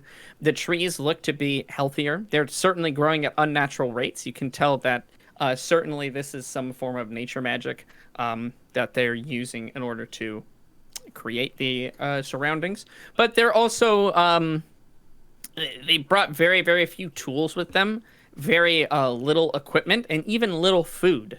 So they are growing very rapidly trees and bushes that have different fruits, different vegetables on them even. Some of the trees that are growing have almost warped or built in different areas for them to sit on, things like that. It looks as if the grass around all the trees have just become a bit more lush just from their presence. Anywhere they walk, the grass and sort of the surrounding nature seems to respond to it, gaining a little bit of life, a little bit of spring back in its step. The grass and the trees so far have been wilted, dry, and kind of pathetic. As you step on it, it seems to crunch more so than spring back. They are bringing a bit of life to the area. You see around most of them that there are insects buzzing around them that they don't swat away and they don't mind. It almost seems as if they're attracted to them. And there are other small little creatures that just seem to exist and follow wherever they go. Nothing as extreme as like deer or animals like rabbits or anything like that. There are no birds, but just really small, maybe lizards, bugs, things like that. So by no means is it like a cornucopia of different types of animals, but it's more life than you've seen in nature so far. Ratty, go play, find some friends. And he does. He's happy to do so. So I wanted to ask some of the people here what became of some of our races here. So we've seen lots of humans walking about, but I wanted to ask about the fate of the Kenku and the fate of any tiefling kingdoms and so on. Yeah, people avoid you specifically, Colin. They don't seem to like necessarily look at you and then run away by any means, but people certainly are not coming up to you. And you've noticed that since you've been in this town, that even though, yes, the townspeople know who you are, and again, you've done work now with them, you've helped them out, it still just doesn't feel as if you're as welcome as your other companions are. And you get that feeling even from these people. They're not by any means are they trying to be specifically rude to you, but it just seems like it's almost a second nature to them to try and avoid crossing your path. If you directly confront somebody, they'll stop and talk to you. Wonder if I could maybe ask the leaders whenever they're gathered about why that is. Sure. You know why that is, though. Scarla told you. Do you remember what she said? Huh. Yeah, Scarla told you all when you're meeting with her for the first time that the Kenku, specifically, are a race that still exists, but that they've all been enslaved and essentially are a hive mind underneath the Lich. I remember being very upset about that. I tried to block it out, I guess. So essentially, if people encounter a Kenku in the world, it is a direct connection to the Lich. And so they steer clear of them always. Whoa. Because to interact with a Kenku, you might as well almost be interacting with the Lich. Mind you, the Kenku still do menial, more labor-oriented tasks, essentially are slaves, but they're mindless thralls, essentially, at this point. They don't have any free will. They simply cannot think for themselves. So they could basically tell that I wasn't like that because I can act like a normal person? The people of this town knew that you were a Kenku and knew that you should be different, but it is still just a built-in automatic nature. That makes sense. To just simply not interact with Kenkus. It still seems risky. You know what I mean? Do they know 100%? No. No. I can't fault them. But nobody is outright, been mean to you. But that's certainly something you should keep in mind if you're interacting with the outside world. Right. But yeah, if you want to directly talk to somebody in the camp, they will talk to you. They're not trying to avoid you that hard. Well, that makes me just want to be helpful and set a good example if I can. So I'll just maybe mingle about if they need any help setting up stuff or need resources from the town. Could help them.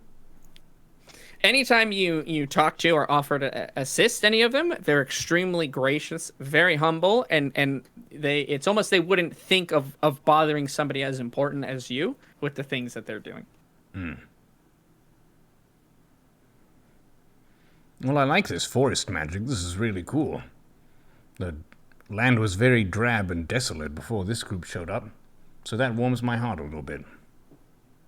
And you're welcome to stay, and they make that apparent to you as well. That you're more than welcome to stay in their humble forest that they've, not forest really, but I guess their humble abode.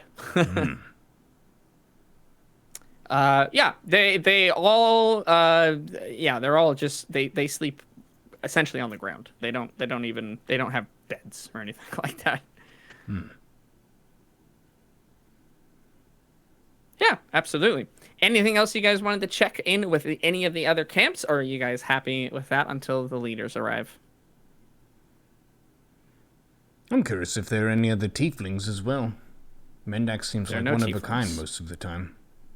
Yep, no tieflings have arrived. No. I'm a one of a kind all of the time. Well, True. Even before the world went to shit, tieflings weren't exceedingly common.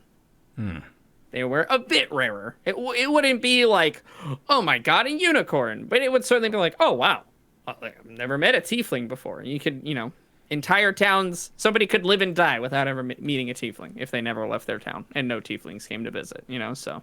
so humans would have been the most common, and then maybe like dwarves, gnomes, and goblins, and elves. Humans, and then probably dwarves and elves. And then after that, gnomes. Goblins were very prevalent in the world as well. Orcs were more rare. Tieflings were more rare. Minotaurs were more rare. Dragonborn don't exist in my world of D&D. The blood of dragons doesn't exist anymore. Oh, can I go meet the Minotaur? You can. I would like to do so. Okay, he is carrying something. He's just kind of lumbering about. He's very tall, much taller than you. He's extremely muscular. He has two sort of crooked horns that spiral off of his head and back. Hail, mighty brother. It's good to see He'll another turn. strong member of the resistance. He'll turn, and he'll look down at you. He'll put his box down. He'll say, hello, it's nice to meet you. I once met a Minotaur who looked a lot like you. I met him in an ancient dwarven city, would have been 500 years or so ago. He was known as Papa Brunt. I don't know if there might be legend of him, but he was known as the strongest in all the land. He'll say, no, I'm not familiar with him, but he sounds charming. He was very kind for how strong his arms were. Minotaur, typically kind. Well, I won't distract you too much, but I wanted to pass along my regards and warm sentiments of seeing another one of your kind. He'll sort of bow his head a little bit. He'll say, be at peace. And he'll reach his hand out, and he'll give you a flower that he kind of generates from his palm. Well, thanks.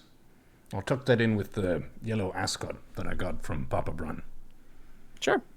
And he'll go back to what he's doing and pick up his stuff and keep moving along.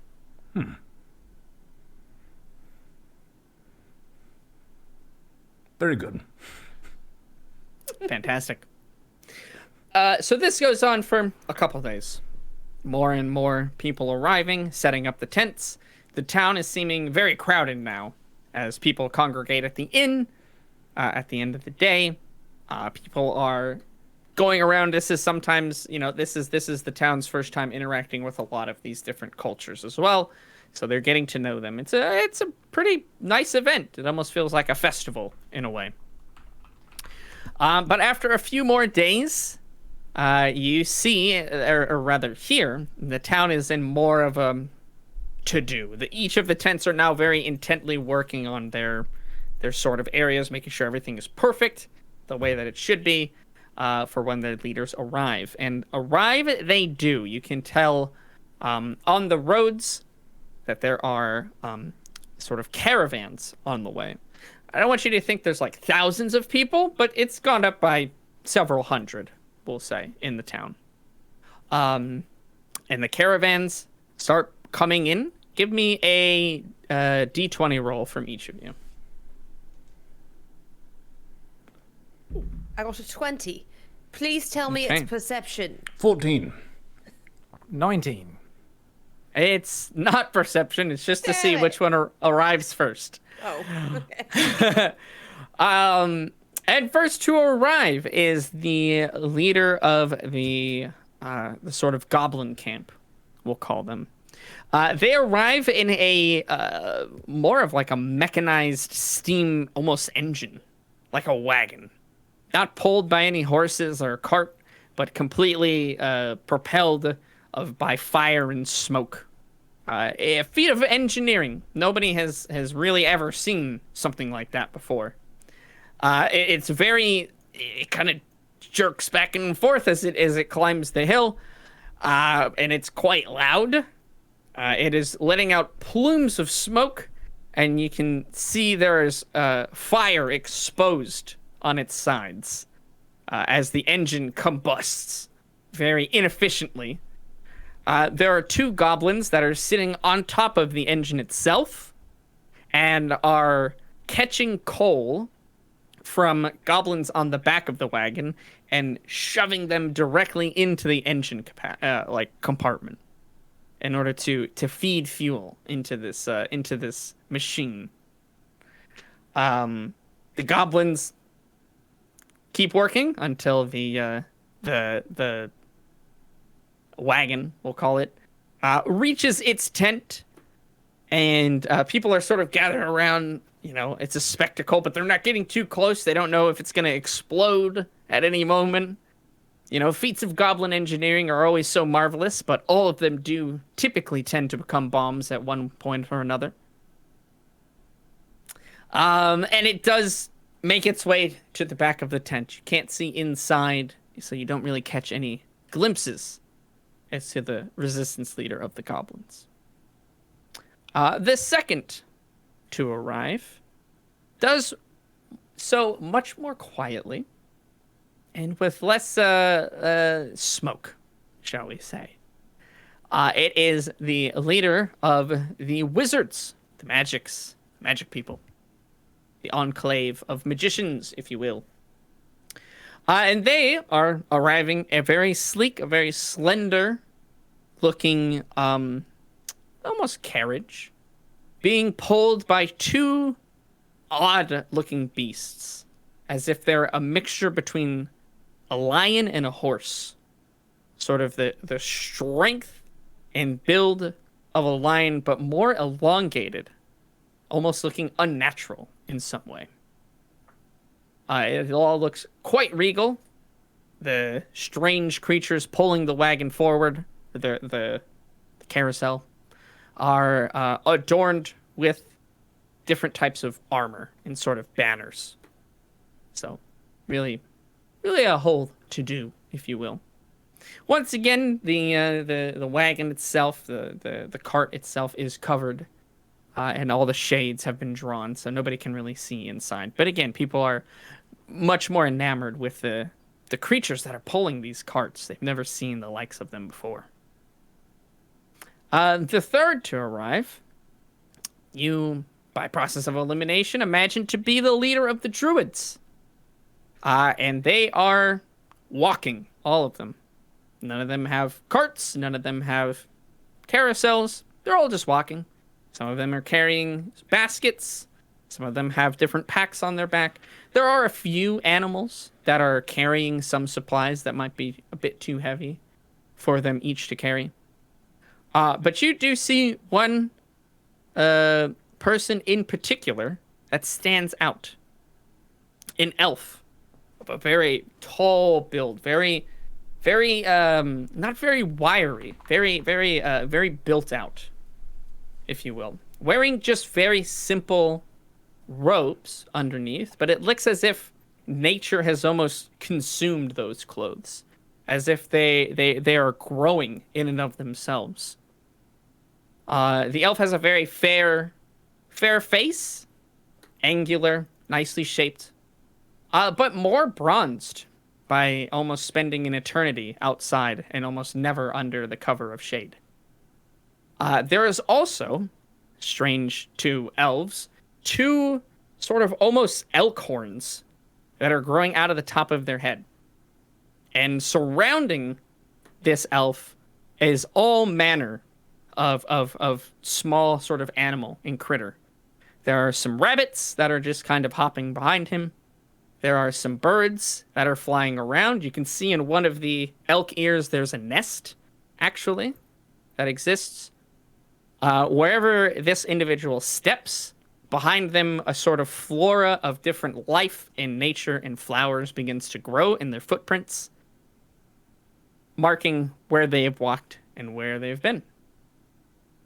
As they walk into the town, they, try to proceed forward as best they can, but they stop to thank each of the townsfolk and the people. They seem very kind-hearted, very concerned, and making sure that everybody is doing well. The people, the other druids that were carrying the baskets hand out different food items, different fruits, different vegetables, different breads to the people of the town. They come bearing gifts. And they eventually do make their way back to the obvious area that the druids have set up for them. And you three are sort of standing off to the side, just trying to get a good view of what's been kind of going on. And they all arrive within a matter of a few hours of each other. The druids arriving maybe a solid 5 hours after the last cart, as while they made really good time, they weren't aided by any sort of machine, and they walked.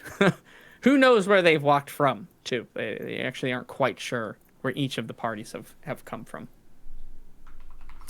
But yeah, the day continues onwards. Each of the three parties that have arrived keep to themselves sort of in the tents. They're not being rude, but they're kind of turning people away, saying, they have to prepare for their meeting and et cetera, et cetera. Later on in the day, the captain comes to retrieve you three. She just individually finds you three. I don't know if you've been hanging out together for most of the day or if you've decided to kind of just split up and do whatever it is that you're doing, but in turn, she finds each of you and lets you know that in an hour's time, you're all going to meet in a tent that's been set up, sort of behind the city hall, if you will. And it's specifically been set for this meeting to take place. It's only going to be you three, the three resistance leaders, and Prophet Scarlet allowed in the tent, and it's going to be guarded, but not too closely so that only you all can hear what's going on inside the tent. So that gives you an hour to make yourselves ready to do whatever business you need to finish up. And is there anything you guys would like to do before you head out to this gathering, this meeting? I might take some of the vegetables and breads and snacks and so on that the druid people are handing out and just pack them away, because I figure we're going to be off on an adventure at some point, and it'll be good to have some sustenance. Sure. Absolutely. There's no shortage of food. Each of the three caravans have brought food with them. The druids are handing them out freely, trying to very well stock the town, as it seems one of their contributions to the resistance is the supply chain of food, as it would be. Yeah, I just also grab snacks, so it's simple adventurers, We're just gonna stock up on jerky and food. Yep, Heck food. yeah. I mean, they didn't ferment any of it, Like, did they bring any ale? You got a water skin, you're like, anybody got something? Come on. Men need some medicine. The goblins drink something they call black brew. And the humans, the wizards, they have a sort of a type of cider that they drink. The druids just drink water for the most part. I mean, could I get? I want to taste both. Well, I know it is. Is it an alcoholic cider or is it just a regular cider? It's an alcoholic cider. Potent cider it is. Okay. And the black brew is also alcoholic. Could I, hang out with the goblins for just a little bit? Just take Sure. a bit of a taste of the black Pre-game brew? for the meeting. Gotta be in my right mindset, Yeah, absolutely. They happily give you a flask of it. Of their black brew Oh, that awesome. they call it. And the goblin who gives it to you, he has like these sort of almost burnt hands, as he was one of the ones who was putting the coal into the engine. But it doesn't seem to bother him that much. They're just blackened by soot. Gotcha. And he says, Be careful with that black brew. Okay, so how careful? Have you ever had dwarven ale? On the scale of that, how much more potent is it? and he'll say, Dwarven ale. We feed that to children. Weak. No, in order to have a strong working day, you need the black brew. and he'll take some of a flask nearby, and he'll uncork it, and he'll kind of just it like globs out onto the table. It's not like a liquid so much as it's like a tar.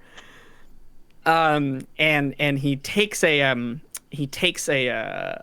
torch that's nearby, and he lights it, and it just like not explodes, but it all burns up immediately. This is good in a pinch, but it'll keep you going. And he kind of taps some of the engines that's near him. It keeps them going well enough. I like the sound of this. I think I might take this for a little bit of a nightcap, if you don't mind. Nightcap, day cap, whatever cap you need, it'll do the job for you. Well, I appreciate it. I'm going to pocket that because I don't actually want to have like flame breath at this meeting, so I'm going to save it for later. And then I want to try to go get some cider from the humans. Okay. I Oh, go just ahead. whispered to Carl, observing this. I'm like, yeah, we're definitely not eating her liver if she does die. It is ruined. We could maybe make a potent poison out of it, you know? Yeah. Yeah, you head over to the humans. Yeah, they're more than happy to they have it in sort of these casks. It's almost like an aged cider of almost somewhere between, as if you could make wine out of apples in a way. It's this Ooh, little bit sort of apple fermented. wine. Yeah, kind of. Yeah, something around there, we'll say. And they're happy to pour into a flask for you, or if you'd like to drink some now, they have flagons available. They have mugs. Oh yes, I think we need to go with a nice little mug of cider. Okay, you do so. Yeah, it is alcoholic, but it tastes quite nice. It almost has like a zippy nature to it, as if there is it's like tasting magic itself is what they kind of, that's the tagline of their. A Nigel, taste of magic. Yeah, you've got to try this. It tastes like magic. Ooh. It's not strong, and I don't mean like not strong for me. I mean it's not strong for you. It's the taste though, zippy, AF. Zippy. I mean, I'll definitely give it I'll have a taste. Yeah, it tastes good. It's one of the best alcohols you've probably had before, Nigel. It's quite tasty. Wow. I didn't think this miserable world, or what's left of it, could produce something so tasty. Right, pretty darn good. I mean, we might need to come back here after the meeting. Actually, I might need to take a bit. Could I take like a little flagon to go? Sure. Cheers. And I'm just going to, thank them, and then as we wander back towards the tent, I'm just going to be sipping on my bit of cider. Okay, sounds good. How much do you drink? I mean, I had the one. Did you with taste them. the black brew or no? No, I did not taste the black brew. I mean, I want to taste the black brew, but I'm trying to be semi-responsible because I'm a hero. Okay. And also because I don't know. I know the goblins didn't take it, but somebody in this goddamn town is a fucking thief. And I need to have some bit of my wits about me. Yeah. So you have a few sips of the flagon, we'll say, of the mug. Did you have the mug, we'll say? Did you drink the mug? Yeah, it's a small mug, right? I was just anticipating a small mug. Fucking giant. Yeah, it's a double pint. No, no, no. Hate? I'm just asking. Yeah, no, Just I had the, asking. no, I drank the mug for sure, and now I'm taking the flagon with me, just Okay. sipping on it. All right. Sounds Carl, good. you want to try to taste, Carl? Magic. Tastes like magic. I'll have a sip. I have a Great. sip. Share it with Carl. Well, It tastes really good. I've never used magic until this moment. I would like to cast Fireball. You are unable to do so. Did it give a little spark? Nope. A little fizzle? Nope. A little heat around my hand? Not really. Would I feel a little burn from the alcohol and maybe confuse that with it? Yeah, probably. Oh, nice. Oh, I can feel the magic. That's Oh, hell amazing. yeah. Right there at Fantastic. your fingertips. Yeah. As you make your way to the tent, to the tent that's been specifically set up for you guys to go to this meeting, you take the hour, whatever it is, head in. Mendax, give me a wisdom roll, wisdom save. Oh, God. It's never a good one. 12 plus 1 is 13. Okay, you're good.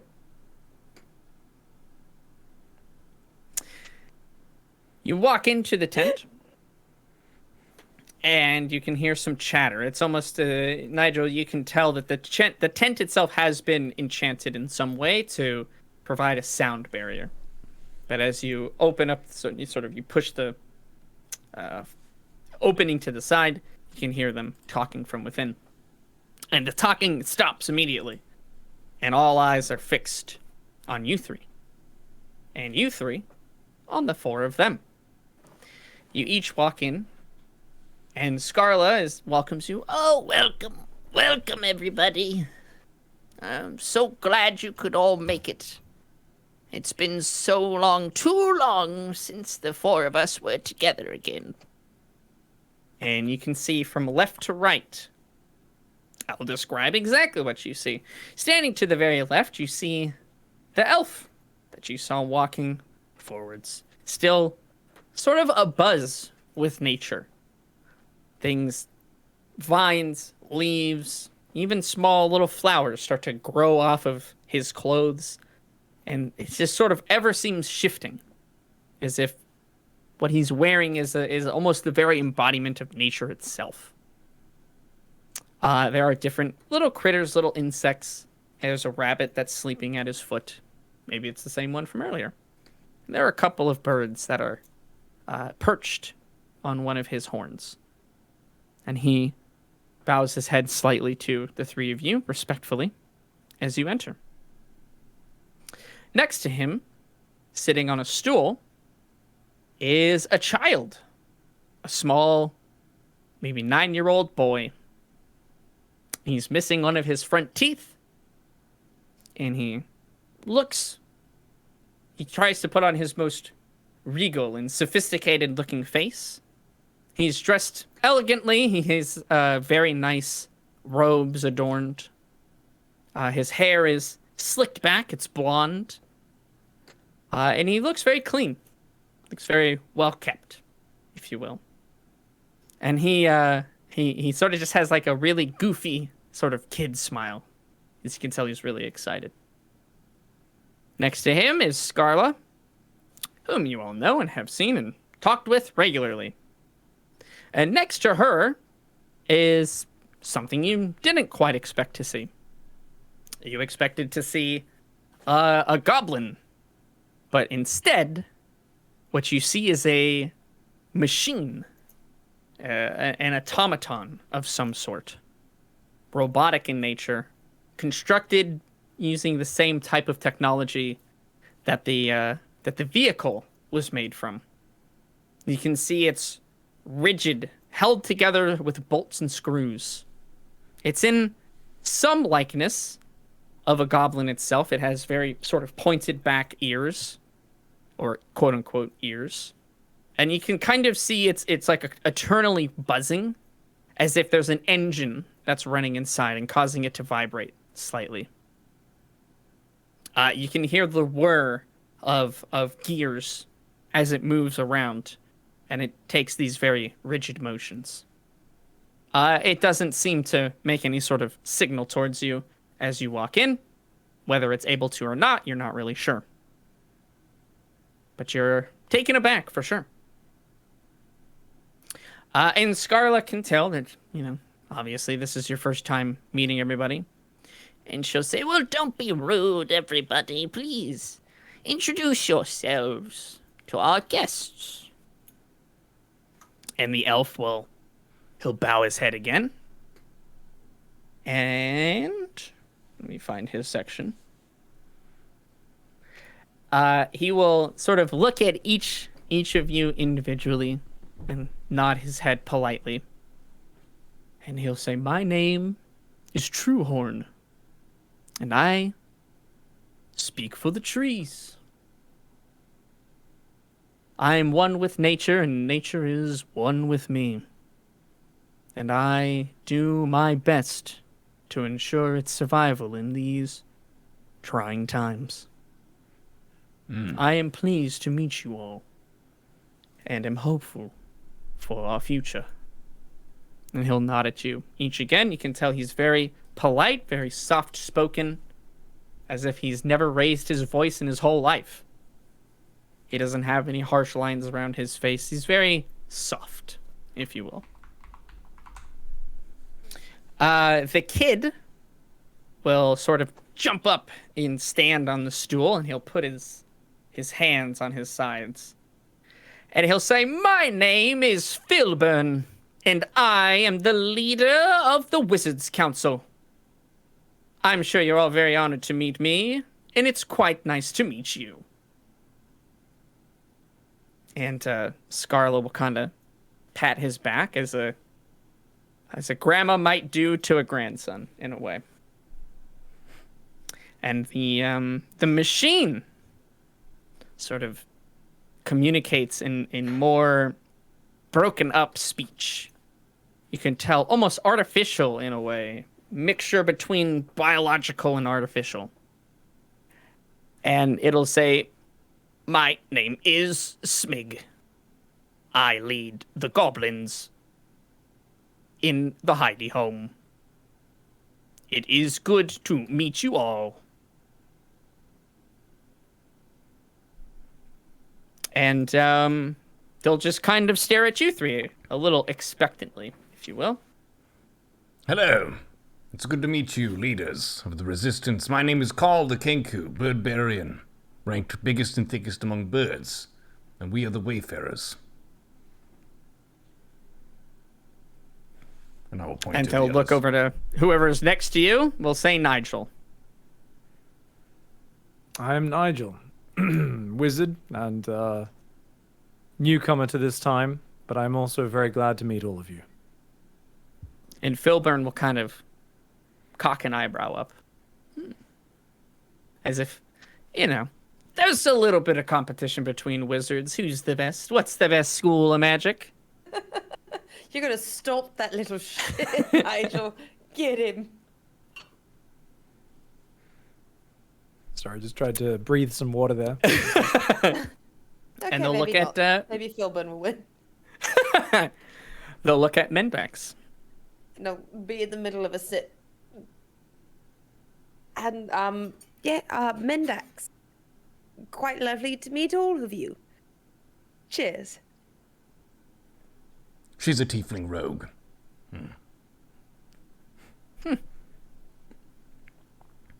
A wizard, a rogue,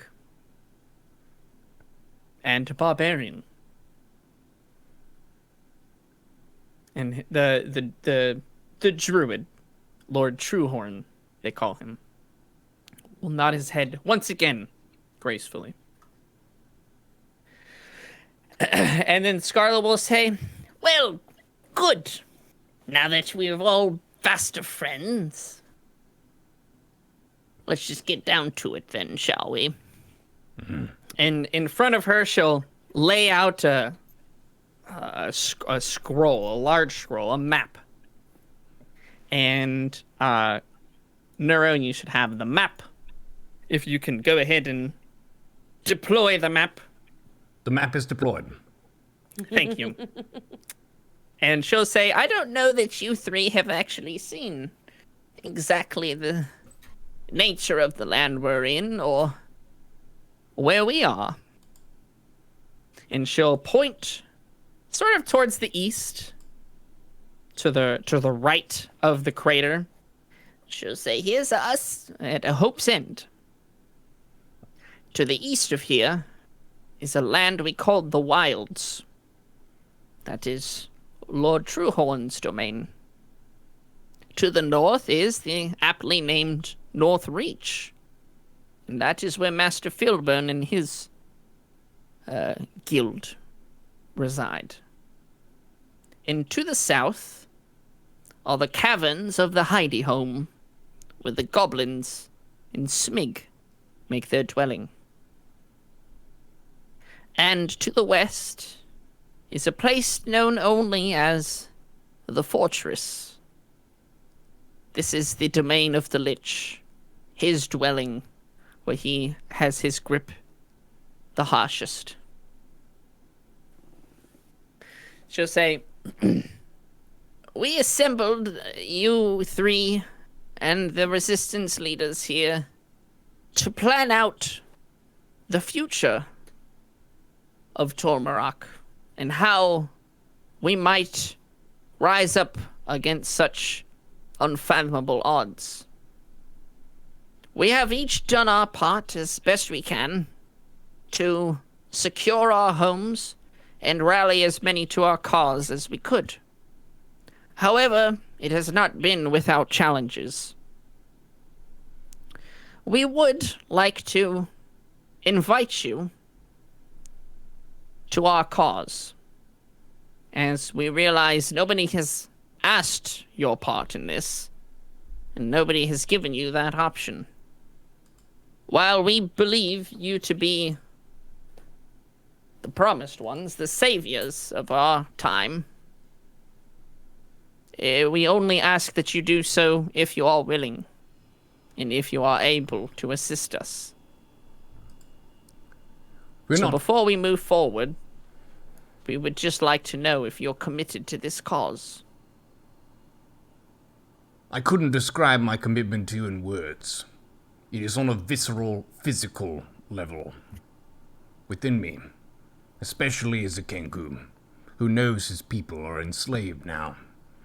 And I know not how to break the spell, but perhaps one of you, more wizened in the magical ways, knows of a way we could free them. But we've dealt with the Lich firsthand, long ago, and we were outmatched, but we've had time to train and to learn, and we are up to the task. We're gonna fuck him up, and free the birds, and fix the land, and make some trees and shit. That's what I say. Until the stink of death is cleared from the land, there is no rest for us. Well, we have to take a long rest to recover our spells, but yes. Well, a temporary rest, but not like, one where you put your feet up and drink lemonade and read a good book. Well, you have to read books to learn your new spells, but yeah. You have me there. Well, Yeah. I did drink lemonade that one time when I was learning new spells too, so Yeah.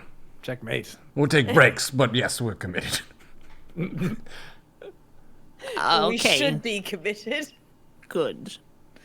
And you, dearie, and she's looking at you, Bendex. There is no dishonor in one way or the other. I'm not trying to force you three into this. It's not a fight that you've chosen. I understand that.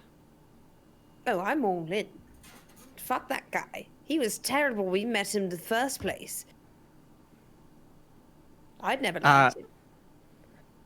And that'll Smig will actually respond, the robot, and she'll say, "So it is true you have met the Lich before?"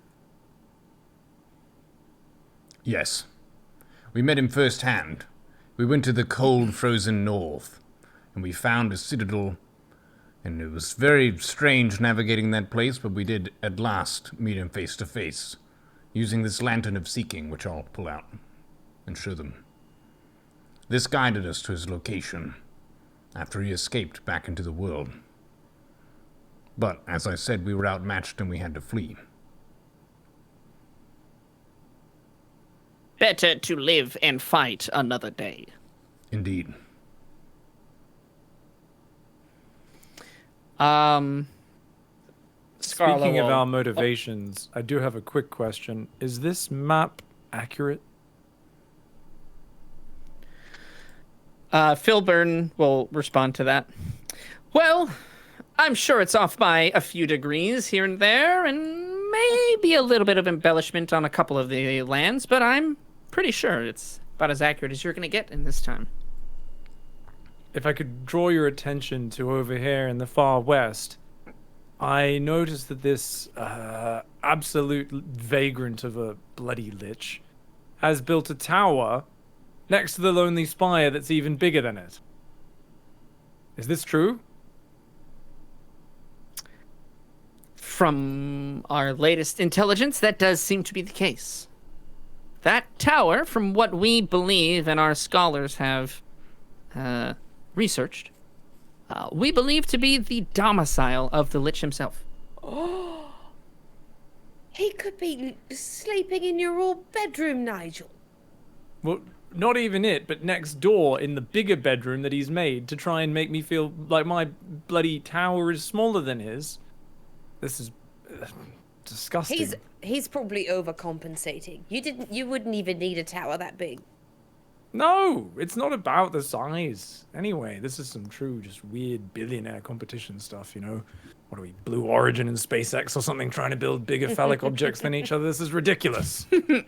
I did have a few questions about some of the areas on this map. Of course. Who's in control of the fetid mall, the ruinous palace, and the nameless citadel? And Scarlo will go, Very observant of you, darling. We were just about to get to that part. Oh. She'll continue. Now that we have gone through the formality of just the assuring your allegiance, as it would be, we have not been idle these years, the Resistance. Though our efforts may seem meager at times, we have done everything we can. And in these 3 footholds, we have assembled as many forces as we could. But as I said before, it has not been without struggle. The Lich has deployed in each of these 3 regions one of his most trusted generals, who control the nameless citadel, the fetid maw, and the ruinous palace. Their goals, while they do have their own motives, are to serve the Lich and to wipe out any last remnants of the Resistance. I will let each of our leaders speak their own turn. But it is our thinking that as a first step to further our resistance efforts, we should free these lands from the grasp of these generals, one by one. It will be up to you to decide where to start first, and which of the generals to go after. Each of our 3 leaders will make their case, and you will have to decide where it is that you will start. We don't believe it wise to divide our forces at this time. And while each of our needs is quite dire, we know that without you, there is likely no hope at all. So each of the resistance leaders will essentially make their cause known to you, will lay out their claim and what it is that they're struggling against. And at the end of it, you will have to decide which one you're going to help first. It's like Shark Tank, but for adventurers and heroes. Though there are no direct negatives or benefits for picking one or the other, I will just out of game. There's no specifics. your choices now may impact the future. So Filburn will sort of raise his finger, and he'll point on the map at Northreach. Northreach. That is where we reside. The noble house of the mages, the wizards, the casters of this world. It is all that remains of knowledge, academia. And we all know that that is our strongest tool. Through our research, we have uncovered secrets of the Lich, how it is that he's moving around, and the world itself. The issues that each land has. But our pursuits have been blocked by the one who inhabits the Nameless Citadel. The Nameless One himself. An evil of some ancient foulness. His forces move out regularly, sapping the land itself of the energy and magic to use in his foul and twisted creations. And Nigel, actually, as he's saying this, you start to get a bit of like a migraine. And you can almost see visions of what he's talking about. It's not painful enough. Nobody notices that this is happening to you. But you see sort of this smoky darkness, these screams of terror from these different prison cells that are within the Citadel. Black steel, cold and hard and unforgiving. You see that there is somebody that's strapped to a table. Some device is literally ripping its soul out of its body, a human of some sort.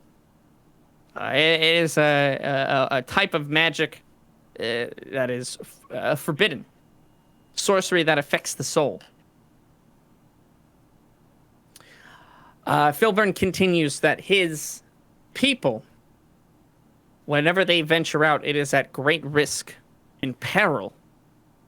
And that if they are to be abducted, they are taken to the Nameless Citadel. For what purpose? We don't know, but they are never seen again.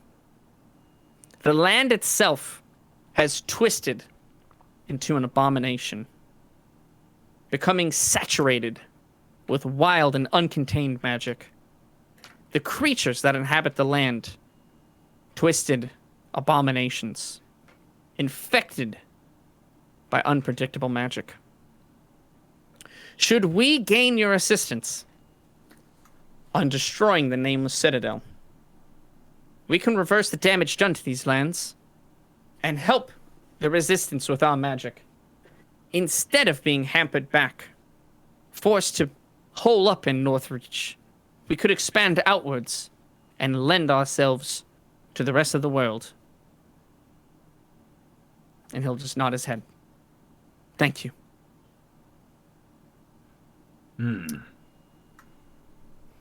And the robot, Smig, will speak next. Heidi Home is all that remains of the subterranean races. The goblins, some trolls. It is all we can do to survive. For the ruinous palace is run by a truly vile creature. Skulg, an abomination. The orc who runs the land. He commands the armies known only as the Flesh Shapers. He seeks not only to enslave, but to mutilate, to alter, and to construct new beings. His goal, to construct an ultimate being in service of the Lich, who needs no sleep, no eat, no drink. That will never stop. My people, the goblins, are his slaves, his playthings, to do with as he wishes. And Pig, once again, you get these migraines in your head. This one more intense than the last. You can almost feel the flesh and bone being ripped from some of the captured goblins and creatures in the ruinous palace as they're sewn together to create these horrors and just abominations are the only word for them. You can see the slack-jawed grimace of the one known only as Skulg, whose body parts... How do you spell that? Skulg. Skulg. Skulg. Whose body parts himself have been replaced by different creatures, by metal and machine. And it fades away. If you were to liberate the Heidi home and free the forces of the goblins, we could lend our industry to the resistance and craft for us machines, devices, to make our work easier, to outfit our forces with more armor, weapons, and tools to destroy our enemy. And she'll stop talking. And the last one, Lord Truehorn, will walk forward. And he'll sort of place a hand next to the Wilds. The Wilds is the last known bastion of beauty and nature in this world. Constantly are we plagued by the Rat Man, Malorous Filth. He makes his home in the fetid maw, crafting any sort of plague, concoction, virus, and brew, to twist life, to corrupt it, and bend it to serve death. He leads the legions of the plague crafters. They go forth daily. They spread contagion and rot throughout the land. He seeks to corrupt the world tree, which he points at, noted by the big tree, and use it as an instrument to construct the ultimate plague. Malorous Filth sends all manner of toxin and poison he can to the Wilds, and it is all we can do to survive the onslaught. Our people do their best to heal. They do their best to survive. But we are constantly pushed back as the land itself begins to turn against us. Should we be free of this contagion, we would be able to help the resistance, restoring the land to its once former glory, to heal our allies, and to tend to our wounded. And he'll back away. So then, Wayfarers, where is it you will go?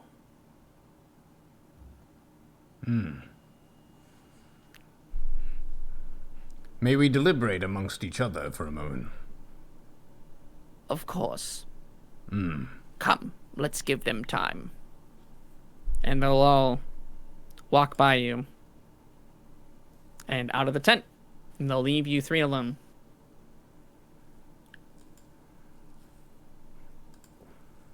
So, I'm not an expert in this military campaign business, but to me it boils down to three things. For the Wilds, we have the ability to produce more food, so if we were to help them retake their share of the continent, then more of the peoples of this land could eat and grow, and our population could thrive, and we could fight against them. If we help out the wizards, then perhaps we would have more of a magical edge. We would be able to teach people more ways of magic and so on. And then if we help the goblins, then we have the edge of machinery. And eventually we'll need to liberate all three. But the question is, which should we go with first? And was it Malorous Filth, the name of the rat man? Yes. Yep. Great name. And they were in the Fetid Moor? The fetid mall. The Fetid Moor. Yeah, that's it is an interesting choice. My instincts tell me that the world tree is something that should be protected. And as much as I think the knowledge of the wizards is absolutely essential, part of me says that food and the healing of the land also is an important point to begin this campaign.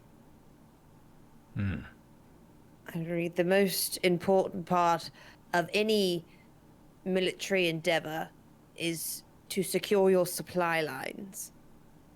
And that's what the wilds are. It's the supply lines. I mean, if there is no food, there is no resistance, period. And although my heart is breaking not to immediately run to the aid of the goblins at this point. I mean, they've got nothing. They're in the middle of nowhere, surrounded completely, being used as slaves. But I think I'm with you, Nigel. Strategically, you've got to get your economy going to be able to support your army. And the wilds is the economy. Of course, from where we are, the shortest distance would probably be to the Nameless Citadel in terms of removing a threat. Yeah, the Fetid Moor seems to be where we're all focused on at this point.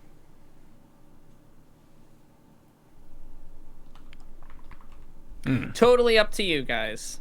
100%. You can choose any of the three you would like. They made it seem if you help the druids of the wilds, yes, the food and agriculture would be able to be more plentiful, and also their ability of healing would be more accessible. If you help the wizards to the north, you would have an edge of magic. You would have all of that, whatever that could entail. It's a bit more of a mysterious gain, if you will, than a concrete one. And if you help the goblins to the south, then you gain their industry, you gain their machines, you gain their weaponry. Ratty, you're okay with us killing this plague-bearing rat master, Mr. Filth, yes? And he'll squeak in approval. Yeah. I feel like he's a problem. He's giving your whole species a bad name. You've got 2 heads and you don't spread any disease. Okay. Call, are you with your companions on this? I am. On a basic primal level, I would notice that the world that we arrived in the future is pretty fucked, and it's dead and gross. And that's fundamentally wrong.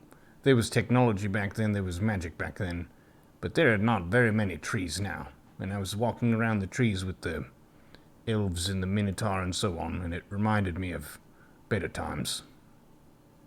So if we could bring that back, then that would give us a lot of ability to expand the population.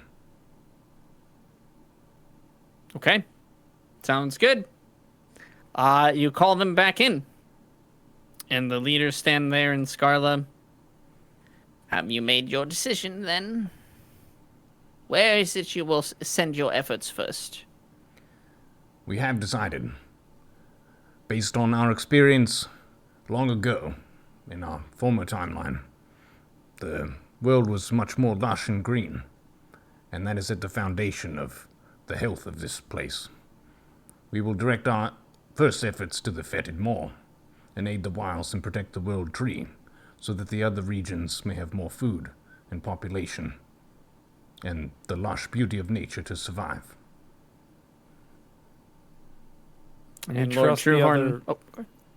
We trust the other regions will fight hard, and we know the goblins are strong. We've seen their machinery. We know the wizards have great power in magic, and we'll be able to hold on for the time being. But of course, we'll be making absolute haste to aid both of you in your battles as well. Spig will say, we shall persist. We will endure. And, Philburn will nod his head, and he'll say, we wish you the best of luck. We might not even need you by the time you're done. And Lord Truehorn will just nod his head. The wilds thank you. Save the thanks for when we're done. And Smig and Filburn will leave the tent. And we'll say, we must make our way back then. Best of luck to you, and stay safe. And Smig heads out the tent as well. Lord Truehorn will stay behind with Scarla and you three. And he'll say, right. Well, let's get started then. And I think that's probably a pretty good spot to end it for today. As we'll have to continue next time and see what the wilds have to offer for the Wayfarers. Excellent. I mean, I'm just excited we got to see a couple of trees this time. There's some green things. There was a bird, a couple of rabbits. Oh my. I swear to God, if that world tree ends up looking like Gary Busey, I'm chopping it down. Just saying that right now. Fair enough. Well, yeah, I mean, at least the thing is, the world tree is so big, it's always in public, and there's no pants that fit on it, so it doesn't need to drop them. But It's missing the bark from the first few feet down. oh my Jeez Louise. But fantastic session. Happy to get back and do some more D&D with you guys, and hopefully we can get back to it just a couple of weeks from now. Yeah. I am legit pissed about that giant tower built next to the Lonely Spire. Right though. Like, next if that to isn't, your house. that's like a guy that comes up next to you. You're in the public bathroom on your own, empty, and he stands right next to you at the urinal. And then not only does he unzip, but he drops the pants down to his ankles. And he's got like the hoggest of hogs you've ever seen. And he's like, Jesus. and you realize out of the corner of your eye, he's just making eye contact with you the whole time. And he's just like, my that's God. right. Like, come on, Good man. lord. Good Flexing on me, lord. bro. Flexing on me. What the hell? We'll turn this lich aside. We'll start with the fetid maw, and then we'll fight in the whatever area we decide in next if we live. But we've had enough plague, we've had enough destruction in this world, and the Wayfarers are back. And we've got a battle plan now. And allies. Yeah. Yes. Hell yeah. Oh, yeah. Ladies and gentlemen, thank you for tuning in to Wayfarers. We'll see you on the next one. Watch out for enemies and evil shit. Wait, what? Oops. Wait, what? Click that one.